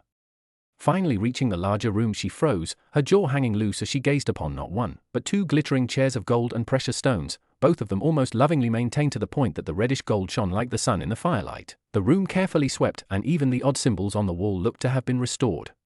However, it was the symbols on the things that really surprised her. The one on the right was made up of images not unlike those that Naruto bore on his armor and staff, while the other seemed to have a large number of snakes and scorpions. Naruto, what the hell is going on? Her ears twitched as she picked up the sound of legs skittering once more, her eyes drawn to another of the hallways to see the scorpion from before, the hole still clearly visible in its back as it scurried down one of the adjoining halls. Making a note to study the chairs more closely, she made to follow, making sure to tap the toes of her sandals together once, letting a small bit of chalk appear on the toe, something that had helped her in castles or other winding structures before. She made a tiny mark on the wall as she went, taking note just how much larger the structure was now that she was moving down, the hall having led to a small, almost laughably tight spiral staircase that, every dozen feet or so, seemed to take off in another hallway or series of rooms. Her only clue as to where she was going was the persistent sound of the tiny legs on stone below her. 5 times did she see such pathways before the staircase seemed to end, opening into a hallway wide enough for 10 men to stand abreast in, more of the odd torches lighting the path ever deeper, though at her feet at the hall's entrance was the small scorpion, seemingly waiting on her. The Jonin dropped smoothly to one knee before the little creature as she looked closer. The hole she had inflicted seemed to be closing up, the closer position letting her see that the very specks of sand seemed to be crawling up its body and merging into the shell, healing it. "Okay, little guy, you got me down here. Where's Naruto? Is he alright?" *CL clack. Fighting the urge to jump, the little creature quickly moved up her legs, across her body to finally come to rest on her shoulder, one of the pincers seeming to gesture for her to move on. "Right, you know that if you try anything, or if this was some kinda trick, that the last thing I will do is crush you into paste, right?" *clack clack. Why do I have a feeling that I should be insulted? *clack. Okay, I'm going. Feeling, oddly, more confident with the scorpion resting on her shoulder pressed on, another mark on wall as she moved, though she had felt a bit foolish. After all, it was a rather straightforward path. It took her 3 slow counts of 20 to reach the end, the space opening up into a massive chamber that, if anything, held more splendor than the one above. Firstly, flanking the entryway, were 2 utterly massive obsidian scorpions, both with their claws and tails drawn up close to their bodies, as though they were at rest. Each of the seemingly stone guardians were a true sight to behold, each of the great claws large enough to easily cut 3 men in half, the tail looking like it held the power to tear through the main gates like they were made of tissue paper. All along the whole of the thing seemed to be inlays of gold and turquoise. However, it was obvious that these statues were highly stylized. Where a true head for the thing would be was instead a carefully sculpted structure that looked disturbingly like a human skull, one with 4 eyes and large, fang-like teeth that seemed to extend down the body a ways, giving it a disturbingly large-looking maul, the stinger getting a similar treatment in the form of a gaping human skull with a large blade coming from the mouth. However, as intimidating as these figures were, they paled in comparison to what they seemed to be guarding. There, extending further into the massive chamber, was what looked like a road flanked with columns, some extending clear into the darkened heights of the room for support, while others help at the apex what looked to be a vulture. However, they looked far too large, each able to hold a human head easily in one of its massive claws, the whole of the bodies wrapped in bandaged with a golden necklace of sorts, not unlike what Naruto's armor bore. Around their necks, the things had their wings folded, like any bird that would sit atop its perch. Between each of the pillars lay row upon row of chariots, seemingly entombed with their riders' horses whole, the flesh long since fallen off the bone, but giving a stark example, as if the room above hadn't been enough, of the wealth that the builders possessed. Standing aside each of the chariots were even more warriors, many bearing shields and spears, behind them row upon row of archers. An army of the dead, one large enough to cause major trouble for any city if they were alive. Anko paled even as her eyes widened further. If something could make a dead scorpion move, a sharp pain shook her from her thoughts, making her glare at the scorpion that had pinched her, leaving a small cut in her skin. It looked to be pointing again following its claw. She noticed what looked to be a temple at the far end of the room, the structure gleaming pale white while the golds, blues, and greens helped to carry the light, though it was still very hard to see the ceiling. Is he in there? In the dimly lit room, it seemed to take her hours to reach the temple, the columns being far smaller than the main support ones that reached the ceiling, but that was made up for with the grandeur of the statues and reliefs she saw on the outside, many of them looking almost half-finished, though one face seemed to jump at her more than any other, that of the mask that Naruto had been wearing the past several days, the form of a woman with a serpentine staff with a long claw. As she reached out a hand to touch the face, she froze. An almost ghost-like flash of white suddenly flitted at the corner of her vision, then was suddenly gone. Naruto. She gave chase. Every time she rounded a corner, she would see another teasing hit of the teen, turn after turn, so many she couldn't hope to have kept track, all leading her deeper and deeper into the temple. Her mind was so focused on catching the wayward teen that she utterly missed the little scorpion shifting its position on her shoulder, settling itself over the cursed mark that showed her to be Orochimaru's former apprentice. Rounding one last corner, she skidded to a sudden halt, her breath catching in her throat as she was face to face with the one she had been chasing. At once she had leapt back, having almost colliding with the teen, who seemed to take a small hop back himself. "Kami take you, you little shit! You scared the hell out of me. Where have you been?" The teen cocked his head slightly before gesturing around him. "Oh, I'm going to grill us later about this thing, but for now the Hokage wants to see us. Get your shit and get moving." Again, the figure tilted his head even as Anko turned to leave. Now that is no way to speak of one who thinks so highly of you, Anko Mitarashi. She froze in mid-step. That was not her blonde brat, that was the voice of a woman, a voice that carried a strange accent on slightly husky breaths. She stiffened as hands came around her midsection, one lightly rubbing her belly even as the other climbed higher, between the valley of her breasts to take hold of her chin, forcing her to turn her head to the side, just enough to see the mask, and that the slightly glowing violet eye seemed to be looking at the juncture of her neck and shoulders, right where the scorpion was sitting. Also, this is the thing that gave him pause. There is something very special here, is there not? Anko grit her teeth as she fought the urge to lash out. She didn't know how, but she could almost feel the power radiating from the woman holding her. Add to that the scorpion that now had its stinger poised at her throat, and she was hardly in a position to do much. What do you want? The figure cocked its head once more. Want? I want my king to be happy. K-King? Of course, the God King Naruto, who has vowed to bring back my people. He knows about this blemish you carry, though he knows not how to deal with it. That is where I come in. Am my curse seal? What can you do? No one in the village can help me. An almost lyrical tone echoed throughout the halls, her slightly higher giggle. Oh, young Anko, you should know by now that you cannot truly say you are in your village at this time. The woman started to circle her, her hand skimming her form to take her by the shoulders before ghosting up and down her arms, sending a shiver through woman. We are as far beyond your people as yours would be beyond a tribal, though it may not seem as such here. We have been gone for a very long time. Where is Naruto? You keep saying he's the one who wants to help me, but where is he? Her smile could almost be seen through the mask. It came through so clearly in her voice. Lord Naruto is at rest, speaking with his priests about ways to help your home. You should thank him. He is as drawn to you as you are to him, and it is his will that has let you come this far. Though he does not know that we are speaking now, he wishes to keep me hidden away, thinking I am still so weak. Who are you? And now that would be telling. I will simply say that I am most precious to my lord, just as he is precious to me. Keep that little one with you. The more simple the creature, the easier it is to sense out the nature of your mark. No thoughts to get in the way. In time, we will have the answers you seek. Though I will tell you now, what you bear is not what you think. It has so much more hidden within, and what hides it is not what the giver created. Someone has come after. Has someone tampered with it? The masked woman seemed to frown. No, not tampered per se. It was hidden and hindered. I can tell it causes you pain. That is why. B. Ninja is what you're kinda known as, yes? Do they not often hide things? Like with my king. She could only give a hesitant nod. The thought of someone doing something purposely, so above and beyond what Orochimaru had done. Who would? Why? What about Naruto? How's he involved? The woman seemed to pull back, having circled her several times, drifting back to sit slightly on one of the slabs. That is not for me to say. Our liege himself is still attempting to discern the reason. With that one's help, she pointed to the scorpion, we will know more. But why? Why does he want to help me? The woman brought a hand up to cover her mouth, an utterly feminine gesture she had seen Kurenai make 1,000 times before. As another giggle echoed through the temple. Is this so hard to understand?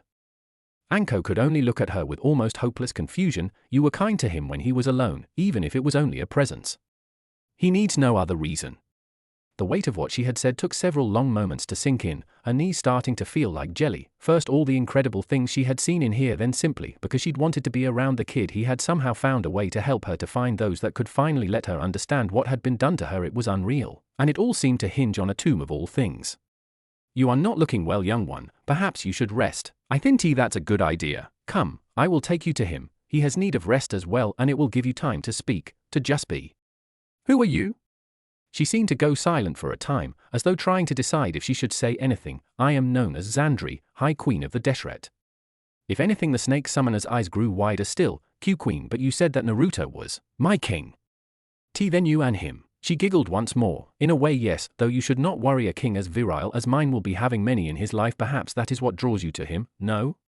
Anko could only stare at the woman slack-jawed before it all became too much for her. She fainted.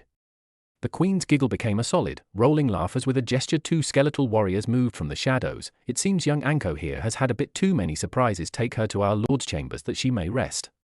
Wordlessly, the 2 moved to easily lift her, the kunoichi seemingly weightless in their arms. Rest well, sister, we have much to discuss, you and I.